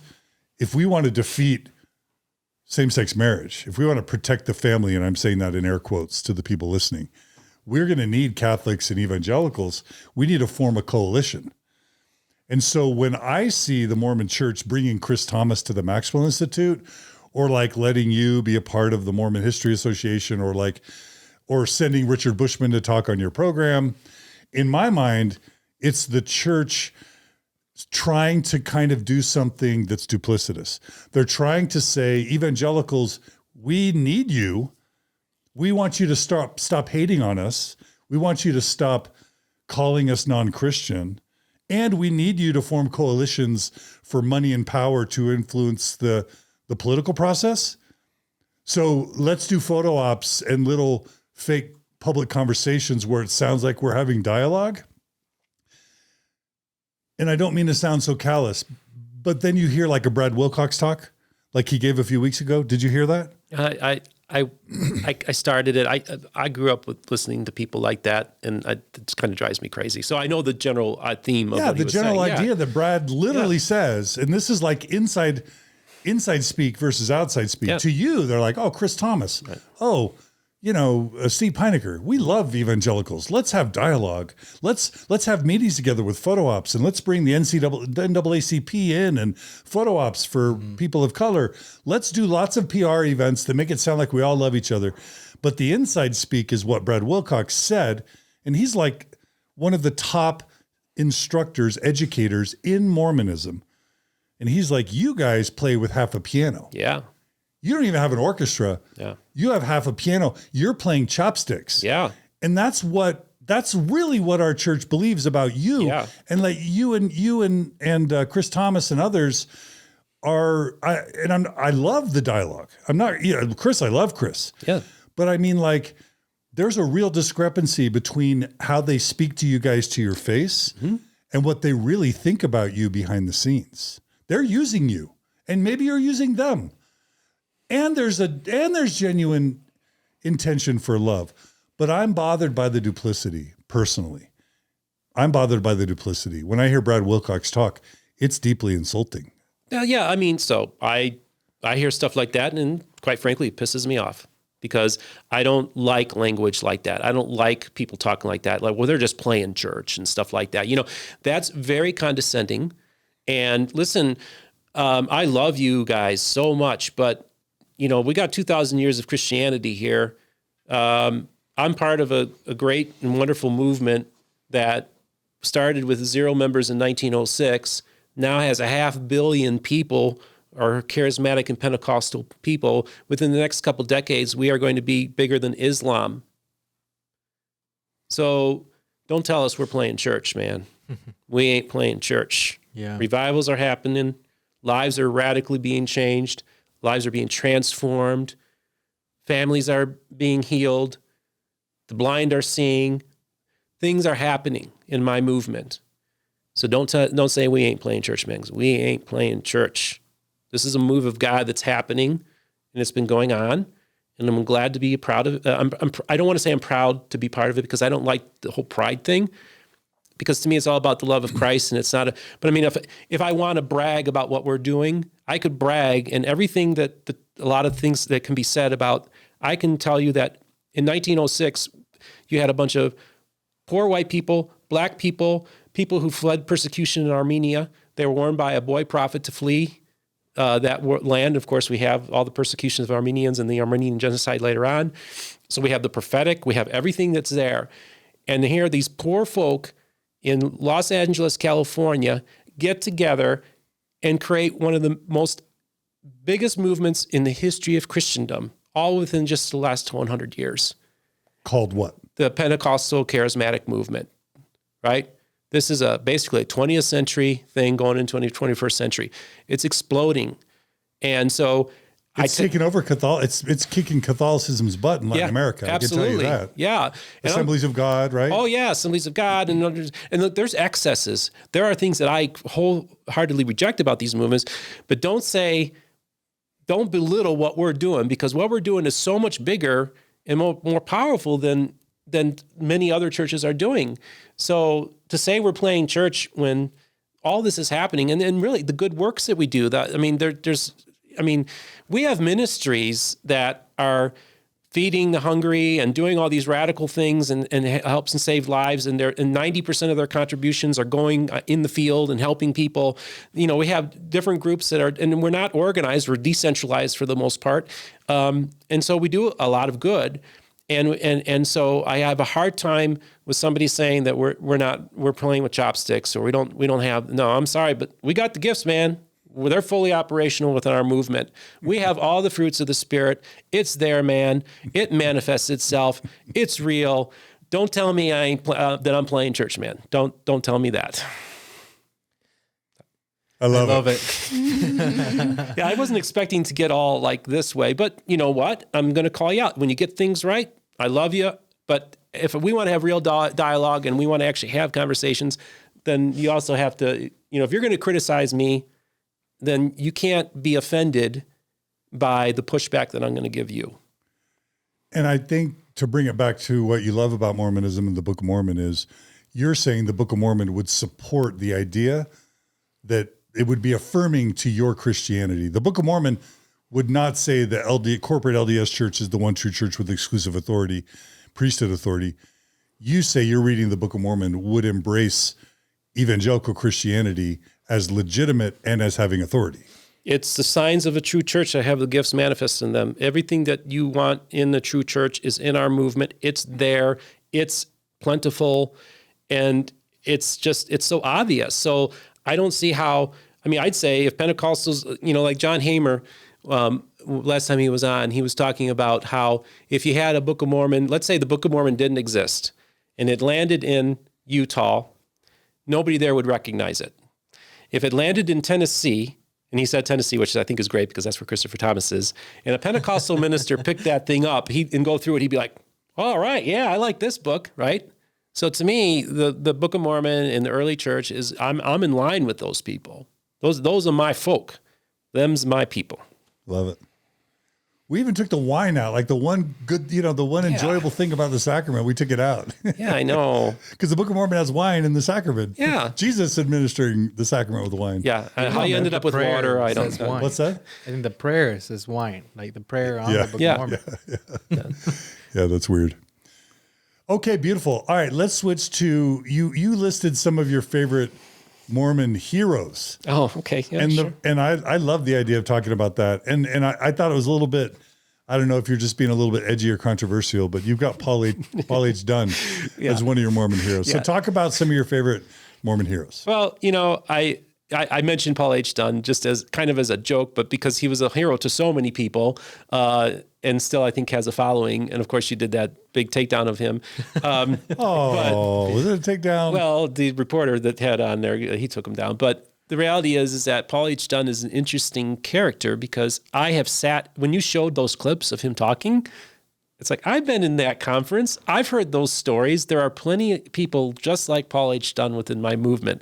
So it's more recognizable to me. But I also have to say that Paul H. Dunn makes Mormonism interesting as well. At least he did that and was kind of, and actually because of Paul H. Dunn, they kind of moved away from those kind of people, those kind of characters because, but there's a familiarity with Paul H. Dunn.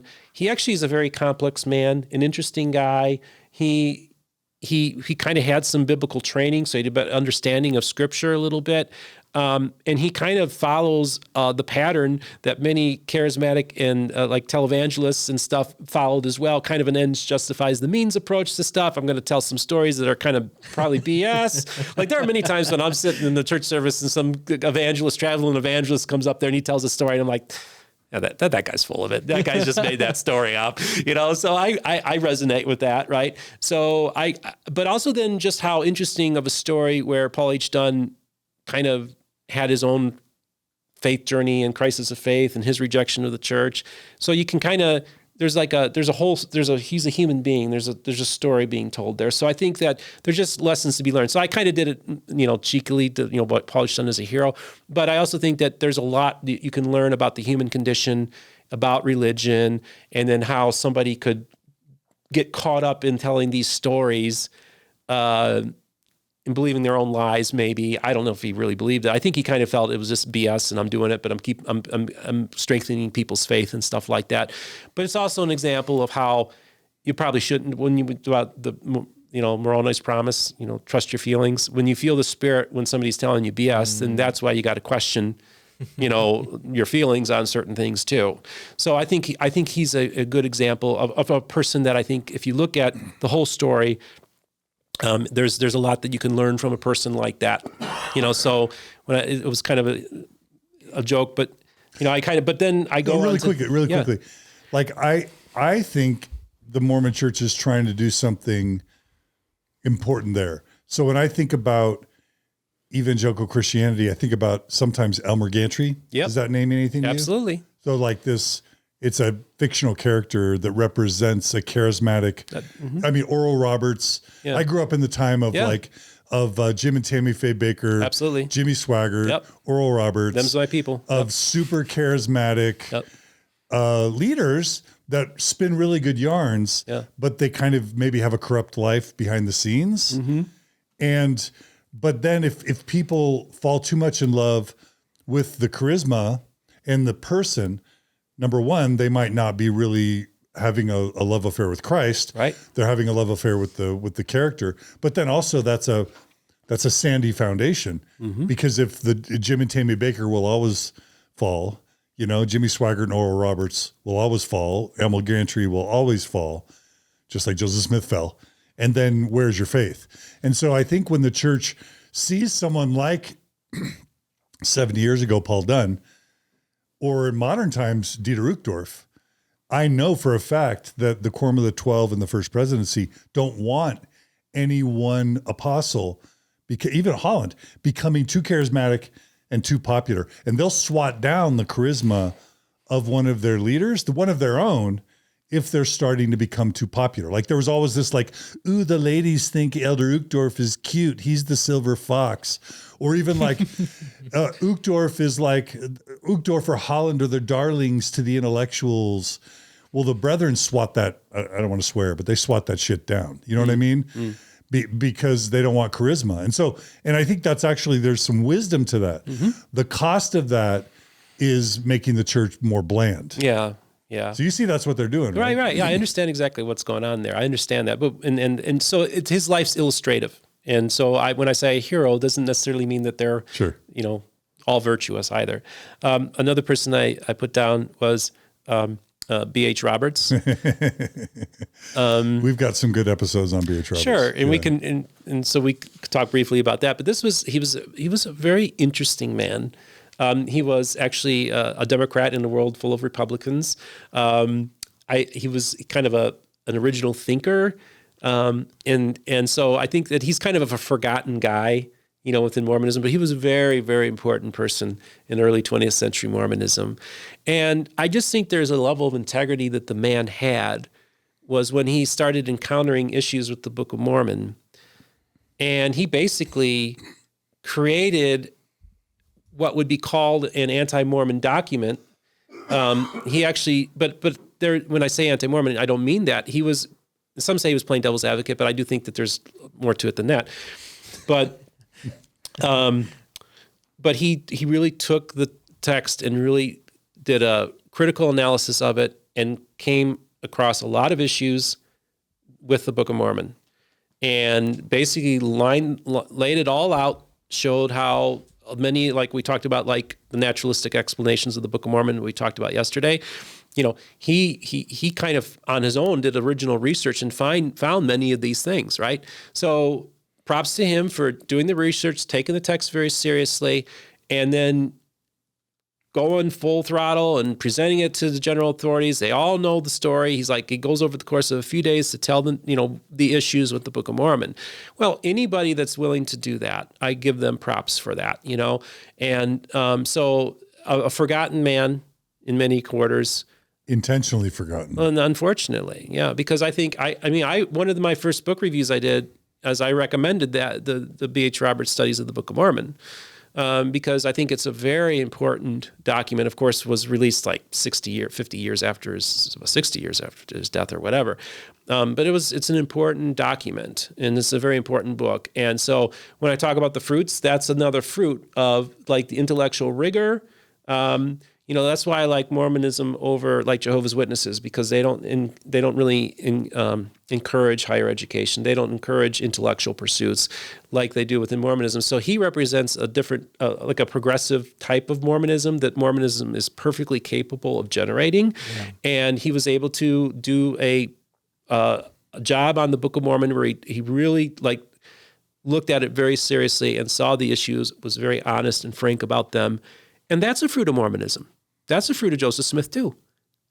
So to me, B.H. Roberts is just like a great man. I admire him. And, I think everybody should engage his work. But not because it'll lead them out of the church. You know what? Like I said yesterday, the history, your history. It's your birthright to know the full story, warts and all. And then you decide what to do with it. Just lay out all the facts, right?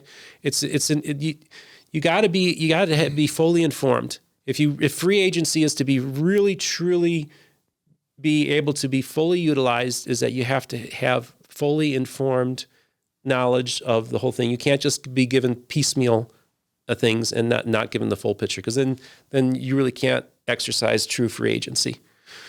Yeah. So who's the next one? Well, so I think one of the most admirable people that comes out of the Restoration is Joseph Smith III.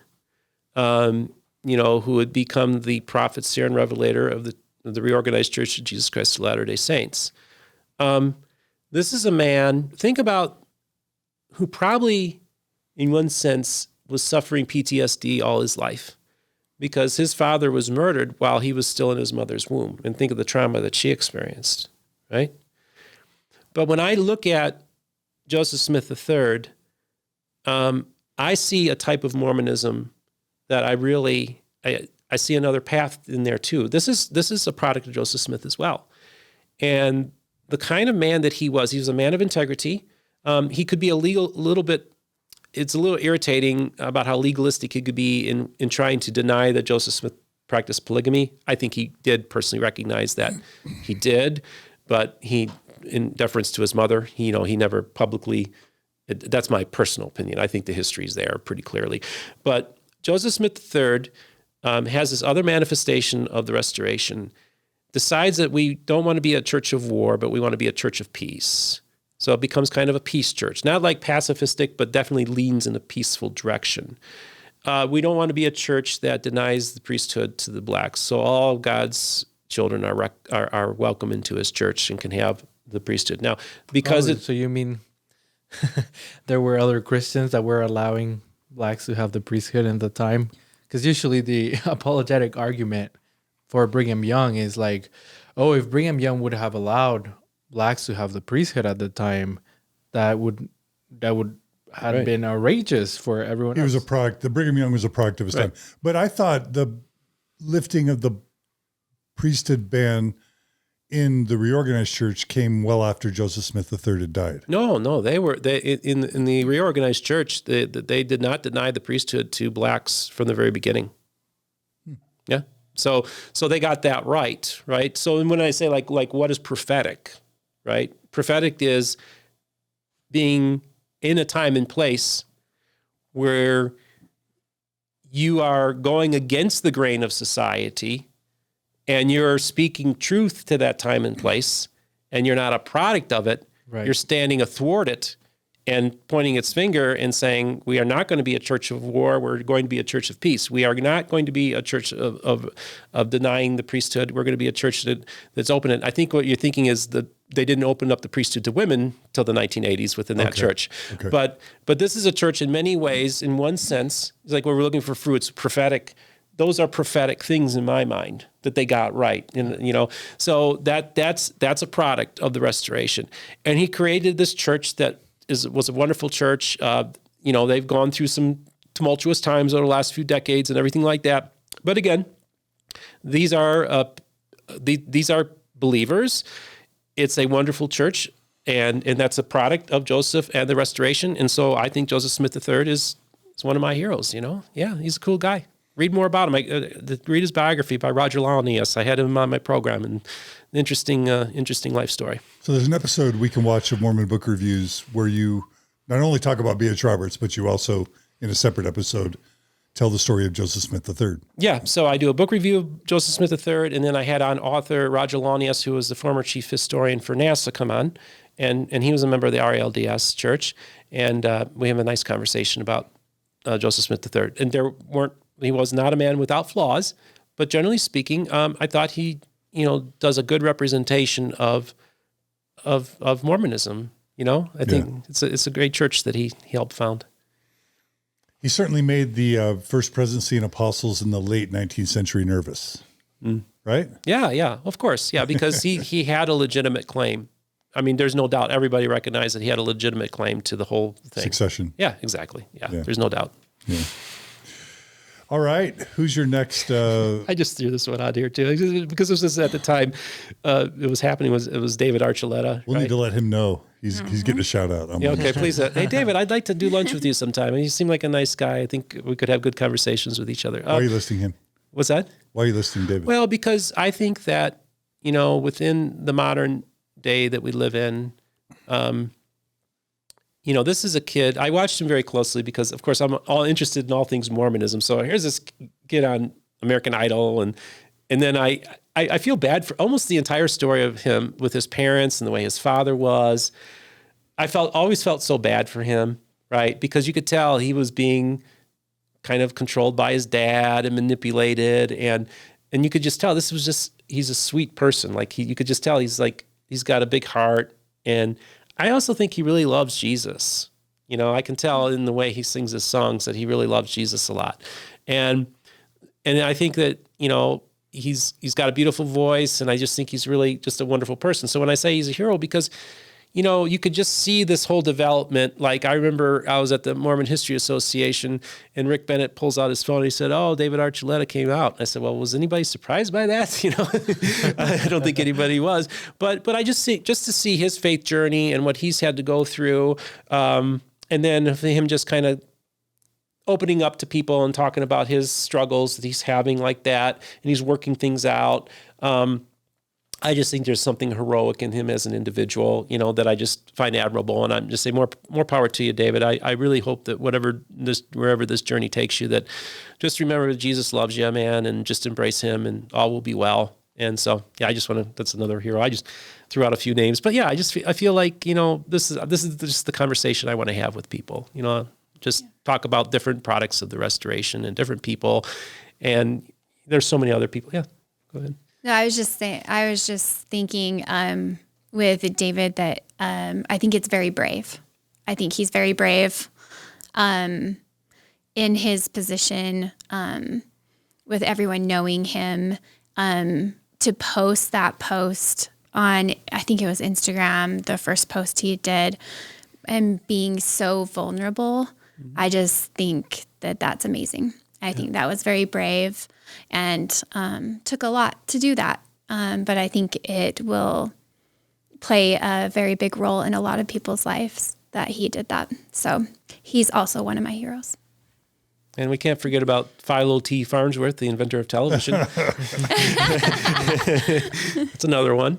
So I think there's been great people within Mormonism that have made great contributions to our world and to our country, and I think these are all products of Joseph as well, and we need to acknowledge that. As we're wrapping up this episode, I do want to ask you about a few other heroes. You've interviewed a lot of historians, a lot of authors, and you interact with a lot of people engaging in Mormonism today. Mm-hmm. I can think of a few that I know you love. Mm-hmm. Who would you want to mention as people you really admire, look up to today in the Mormon restoration, ex-Mormon kind of worlds? Well, I had Don Bradley. I went to and filmed a 2-part episode with Don Bradley at his place last time I was out here in Utah. And he specifically wanted to come on my program to talk about his faith journey and his interaction with evangelicals. And he felt that my venue was the place to have that conversation. So when I'm sitting there talking to Don Bradley, there's parallels between my faith journey and his. So it was a very touching thing. I think Don Bradley is just a good, decent person. And I think his scholarship is great. He's doing a great service to Mormon studies and Mormon scholarship. So I think he's had a heroic life. I think he's had a difficult life. For sure. And tormented. Yeah, very much so, man. Yeah. And I just love that guy. I just on a personal level, I was reaching out to him before Bushman was even on the radar. Like he was early on interested in my project and made it clear, like, I want to come on your program and tell my story, Steve. And that was pretty awesome, for him to do that. So he's a hero to me for all that he's gone through. And he still believes, man. And he loves Jesus, man. And I love him. He was excommunicated or left the church. He's like Maxine Hanks. Yeah. He left it as a non-believer. Atheist to Baha'i to born again Christian, back to Mormonism. Yeah. Well, that's a complicated story. It's a messy story, but I like the messy stories. And he knows the history better than me, Gerardo, and Jenn. Oh, absolutely. Not yeah. that that's saying much. But yeah, I mean, he's great. And there's another guy that I really love is Thomas Murphey. Okay? Because, he was another person who specifically wanted to come on my program to talk about his interaction with evangelicals. So we did a two-parter. One was his interaction. The second one was his response to Rodney Meldrum coming on my program after he came. You guys had Simon Southerton on yours. And, Thomas he's got a fascinating story that he tells. He was LDS, and then, of course, now he's still actually technically a member of the church. He was never excommunicated. He came close to being excommunicated. They summoned him to a disciplinary council in Washington while I was working at Microsoft, and then he called the media, and they called off the disciplinary council. Mm-hmm. But it's because he was the first to publish about the DNA problems with the Book of Mormon, even before do a documentary? Simon. Yeah, he did a documentary with two documentaries with Christian documentaries about Mormonism and the Book of Mormon and DNA. Yeah. I watched one of the part of it on my mission. Yeah, he did two of them. So he became actually very well known within evangelical circles because many, many millions of evangelicals got to know Mormonism and archaeology and the issues with genetics via Thomas Murphey appearing on these evangelical documentaries that were created. Yeah. So an interesting guy. But I think and this all gets back to one other thing. So I'm at the Mormon History Association last year, and I see him interacting with his wife. And I saw her walking around with canes, and she has an eye patch on. And I observed him throughout the whole Mormon History Association, and I saw how he interacted with his wife. And she's been ill. She suffered a stroke that would have killed 99% of people that had it, right? And she's recovering, and she's doing better. She's really doing great. But when I saw him, the way he interacted with her, I saw nothing but the love of Christ operating through him. And so when I had him on my program, I never talked about his wife. I never brought it up to him. And I thought, I never asked him about it. I never asked him if it was okay to talk about it. But we're at the tail end of the interview, and I go, and it just I felt like the Lord was telling me, okay, Steve, I had no intention to bring it up. Bring it up. So I told him, I said, and I told him what I just said about how I saw him interacting with his wife. I said, you were there for her, and she was there for you. And I told him how much how Christlike I thought his attributes were. And he goes to me, he says, it was 3 years ago to the day, today, that she didn't wake up. And then he felt emotional about it too. So I really felt like the Lord was bringing that together because I had no intention of bringing it up. But for us to tape this interview, and it had been at that day, 3 years ago exactly, that this happened. I just say that because whenever I see Christ operating in somebody's life, I want to bring that out, and point out that Thomas Murphy is one of the most decent people I've ever met. And so he's a big time hero to me. Big time. I could name a few other names and everything. The people, Brent Metcalfe, man. I told him, I said, Brent, the biggest problem with you is you came 30 years too soon. You would never have been excommunicated in today's modern church. And you would never have been fired from your job from the church if you were working if you were around today. You're ahead of your time. What do you like about Brent? That he's a truth seeker, man. He just wants to know the answers. He wants to know the true story. He wants to know the history. He wants to know. He's this truth seeker, man. Wherever I see truth seekers, they're heroes to me, and they put their neck out on the line. Those are heroes, man. Brent's just an awesome guy, and it was a real privilege to have him, to be able to talk to him and interact with him. See, that's the cool thing, John, is I didn't know a single Mormon a year and a half ago. Not a single one. And then all of a sudden, I'm talking to these giants, right? And I get to know them on a personal level. And this is the other thing. The conversations that happen off camera are much more interesting than the conversations that happen on camera. And the stories that people tell me are, I know a lot of stuff that people are, telling me things. It's remarkable the things that I know. Very few people know. And people feel that they can confide in me. So that's a real privilege, and I won't divulge anything because I think that's a real privilege that people are willing to share things with me. But, Yeah, I like Brent Metcalfe a lot. And so, I mean, I literally have had, I don't know how many guests I've had, but I'm sure there's heroic qualities in just about everybody that's there. I like that Richard Bushman's a believer. I like that he believes there were real plates brought to it by an angel to Joseph Smith. I respect believers, right? Because he's seen all the information, he's seen all the history, and he chooses to believe. Well, to me, that's heroic in some sense, right? Because he's engaging the scholarship, he knows all the warts and all, and he believes there are plates. And so to me, if you have full knowledge of everything and you're still a believer, I have to show respect to you for that, because there's a degree of integrity there, if that makes any sense, So here's another person. I feel bad if I leave out any of my other guests, but yeah, there's so many heroes. I've run into so many heroes. And again, these are all products of Joseph and the Restoration. These are the fruits. There's a great and mighty people that have come forth. Do you want to say what Sandra means to you? Well, Sandra's like... Sandra, I'm talking about Sandra Tanner. Oh, yeah. I mean, now see, Sandra Tanner is she's the godmother. Gerald's the godfather. I mean, when you think of the story of the Tanners, talk about a David and Goliath story. You have these two young kids. They do their own investigation. They're truth seekers, and they just decide, well, people have they have a birthright to know the history of their church, right? This is their birthright. So all they did was just publish the old documents and get the information out there. Truth seekers, and that's what makes them so awesome, is all they were doing was with their little, what are those machines that they mimeograph machine, right?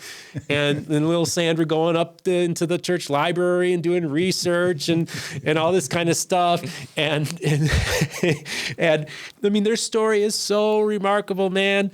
And so just to see like this engagement happening throughout the decades, they're persona non grata. People won't. She goes up to the MHA, and people are just stay away from her. They don't have anything to do with them. You have Gerald, who's a giant. He identifies the salamander letter as a fake. Now, it was in his best interest to embrace the salamander letter, because it would completely just embarrass the church. But he had so much integrity that he wouldn't do that. He was a truth seeker, man. And he did it without forensics, right? Yeah. He just was he was a genius, because he could just tell by the wording and everything like that there was something off about it, And so, and so Gerald is a great man. He was a genius. And Sandra Tanner is, like I tell people, I think I mentioned you just had her on the other night. She still has her fastball, man. I mean, that's one of the reasons I want to get her back on, is because, man, we got to document everything we can. We got to record everything with her. We got to talk with her, because when she's gone, it's going to be this void, this huge void. So we need to just take advantage of her. You have her on every week, whatever you got to do, because she's such an important person within the Restoration. And she and her husband, in this little tiny storefront in a house, completely changed their trajectory of one of the biggest, most powerful churches in the world, right? I mean, that's the stuff of legends, right? And so, yeah, Sandra, she's the GOAT. She's the best. I was talking to Allison last night when I was dinner, and Allison's one of my friends, and she works with Sandra. And I said, it's going to be, when she passes, it's going to be like probably dozens of people that will have to grab the torch. In other words, there will never be another Sandra Tanner. So they're going to be it's all going to be divvied up to all different people to carry on her legacy. And so I feel like, in one sense, what I'm doing is much closer to the legacy of what Gerald and Sandra Tanner have been trying to do than many much more so than what other Christians are doing. So I emulate Gerald. I honor them, and I just want to say I'm so grateful to have met you, Sandra. I wish I could have met Gerald, but I'm so glad that you're part of my life and a friend. Beautiful. I guess when we talk about goats, we have to mention Fawn Broady. Of course, yeah. Yeah, of course. Well, that's that one. I almost thought about writing that one down. Her book is it's kind of been dated a little bit now. It's still a very good book. Is it though? Well, because she does a lot of Freudian a little bit of Freudian stuff in there. But that doesn't invalidate the history she got right. No, but I think the only issue I have with Broady is that she doesn't understand what it's like to be a believer. She just assumed that Joseph Smith. No, when she was a believer. No. What I'm saying is, before she was a believer before. Well, by the time she's writing how you can be a believer and tell lies at the same time. Yeah. So in other words, she thinks that either is very black and white. So she comes out of the church and writes the book, but still seeing the world a little bit black and white. Where like calling Joseph a charlatan, basically. Right. And he really didn't believe what he was talking about. I believe that Joseph believed. Okay. That's my big thing. And I think her premise comes out is that it's very secular and very naturalistic in a sense and doesn't take into account that Joseph Smith. And if you read Joseph Smith's letters, he talks about how his heart goes out to those people. Like I think Grant Palmer talked about it on one of your episodes where he was writing about a situation in New York and he's seeing all these lost souls and he feels my heart goes out to these people. This isn't the writings of a man who doesn't believe. I think he felt that what his endeavor was doing was to lead people to repentance and to Christ. I think that's what Joseph Smith believed he was doing. I don't think Fawn takes that into account. But that's about my only critique is just that, little more secular. I think she's a little too secular in her viewpoints of Joseph.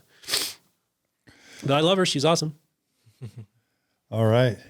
Believers tend to kind of have a soft spot in their heart for believers. Mm-hmm. Yeah, I think that's important. Like when I talk to Rod Meldrum, man, I fly here this Tuesday and Rick Bennett picks me up and on my way to go meet Rod Meldrum where he's building his new state-of-the-art house production center. I mean, it's amazing what he's doing. The house that science built. Yes. And I just get such a kick out of Rod. And this is the thing is like, I know he said some stuff. I haven't watched all of part 3 and I know he says some things. And like I told you before, I said early on before we taped you guys taped all the episodes, I said, I don't think Rod is a racist. I just don't think he understands that some of the things he says come across or are racist. Right. But he doesn't see that. And he doesn't realize he's a bit naive in that sense. Right. But I know so many people like Rod in my movement that just believe. So like when I go to MHA and I talk about, hey, I'm talking to Heartlanders, and Rod's going to come on my program and everyone just rolls their eyes. Oh, the reaction, the funny thing about Rod Meldrum is that people have a visceral reaction to Rod, much like they have a visceral reaction to you. and the funny thing about it is that you both have the same enemies too. That's what I think is so funny, and so you have that, which is so interesting. But I look at Rod and he just believes, man. I'm like, why do these people dump on this guy? He just believes. Isn't there any room in your heart for somebody who's just a true believer that maybe they're going to say things that maybe they're impolite and you're just like, oh, I love you, man. I just love you. And I get where you're coming from. I understand it. I don't think he has a malicious bone in his body. I think he's got a big heart. And you know what I liked so much about Rod was he said, you know what my goal is? His goal isn't even really to try to prove the Book of Mormon or to try to do. He says, my goal is to lead people to Christ, help lead people to Christ. Well, that's my language, man. Rod, I want to help lead people to Christ too, right? I mean, in one sense, as I'm not here to proselytize, but I like his spirit. I like there's a tenderness there that I appreciate in Rod. So I'm like I tell people, I'm an evangelical fanboy of Rod Meldrum. I like the guy. He's a good guy. But I understand there's a lot of things, very, very problematic things that he said, and I acknowledge those things as well. But like I said, I don't think he's a malicious actor. So there you have it. Kind words for Rod Meldrum on Mormon Stories podcast, courtesy of Steven Pynakker. And I agree. I think there's a real integrity to Rod Meldrum because his embarrassing, how I talked about like Brad Wilcox and like what the church says publicly to the world and evangelicals and then what it says behind the scenes. Rod's just like, no, none of this double speak. What do we believe? What's in the scriptures? What's in Mormon scriptures? And we've got to stay true to that, regardless of political correctness or social trends. Like, follow the brethren, follow the scriptures. And there's a real integrity to that I think sometimes progressive or neo-apologetic Mormonism, or even the PR strains of the modern LDS Church, don't have as much loyalty to. A certain type of integrity that you have to respect Rod for, even if what he's believing or saying is false or offensive. Yeah. But I acknowledge there are many well-meaning Christians in my movement that believe some pretty awful things sometimes, and I'm like, my attitude is, Father, forgive them, for they know not what they do, and just try to, forgive people who might not be fully knowledgeable about certain subjects, because in many cases it's because they themselves have it because of the environment there, and they haven't been exposed to a lot of things, and so they kind of come up with ideas that might lead to things that aren't very nice. But I just try to be gracious towards people who might not fully see the full picture at times. And there's a lot of people like Rod in my movement too, so he resonates with me. He's I really think that in some level, I've watched a lot of his programs, and I think on some level he understands. I think he has a personal relationship with Jesus Christ. I think he does.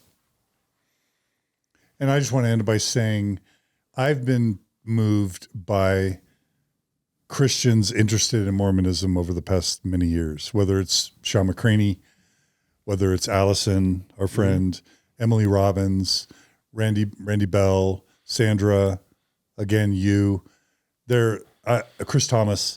Like, these are some of the best people I've ever met in terms of like just trying to live a life of kindness and compassion and love. Like, ex-Mormons and Mormons could learn a lot from the people I just mentioned.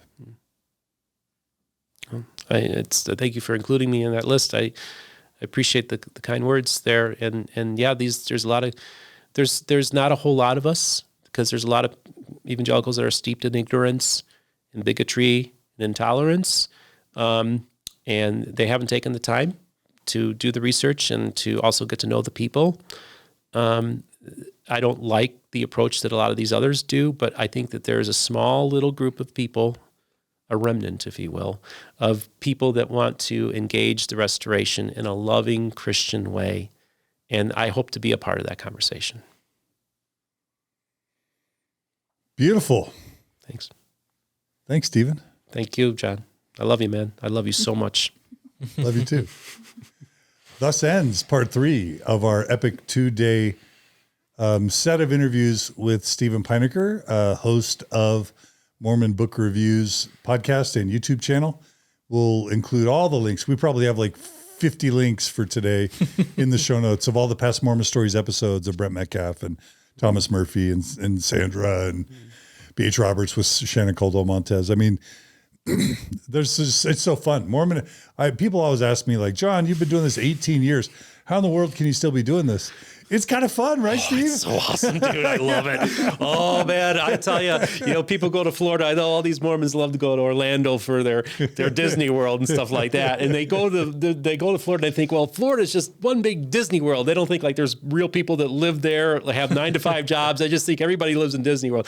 I come here to Utah. This is my Disney World. And I'm like, oh, wait a second. People have 9-to-5 jobs here, and this is just regular life. But like for me, this is like my Disney World. I love it. I love the people. I love the movement. I love the history. I love the story. I just think that the whole thing is this grand story that I think is awesome. It's worth studying. I love it. It's really my life's passion. And I am so grateful that I am able to do this and be here.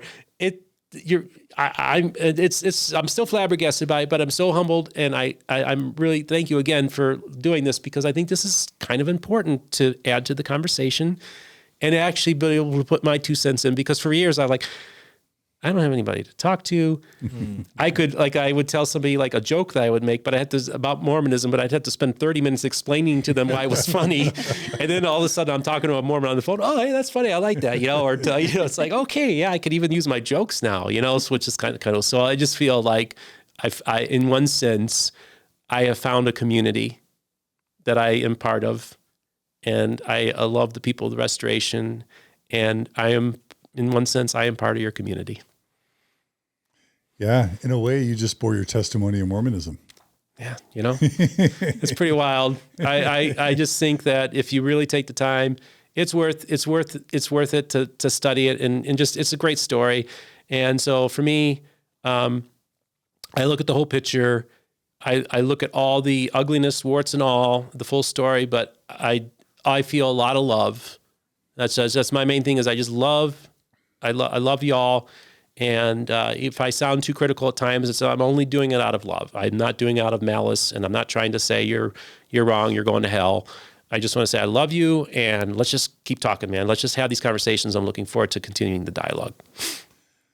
All right. Well, we love that you love us, Steven Pynakker, but we also love you, and you are part of our community. Absolutely. As much as any of us are. We're all part of this beautiful community.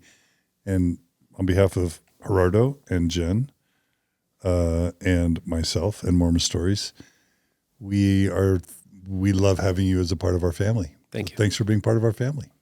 I found my place. Thank you. Thank you. And Gerardo, thank you for taking the time to come here. And you're a revelation. I love you. All right, everyone. We're gonna end this part 3. We're gonna start take a little break. Start up with part 4, which is maybe, I like to think of it as the Mormon Church needs help. It's spiraling in a free fall. It's in decline rapidly. And that's not unique to the Mormon Church. Many Christian churches are in decline. Yep. And I love the idea of just giving Steven 45 minutes to kind of act as a consultant. So we're going to we know that the church headquarters watches MormonStories. We know that they pay attention to what we do. They react to what we do. We know they're watching. So we're on behalf of the corporate LDS Church, we're going to offer as a free service, funded by us, an external consultant telling the Mormon Church what it needs to change to do less harm, and to maybe stop poking itself in the eye, and maybe to help it be healthier at a minimum, and maybe even die less fast, or even turn things around a little bit. How does that sound? Okay. Yeah, it's going to be interesting. We'll see where this goes, man. All right. So don't go away.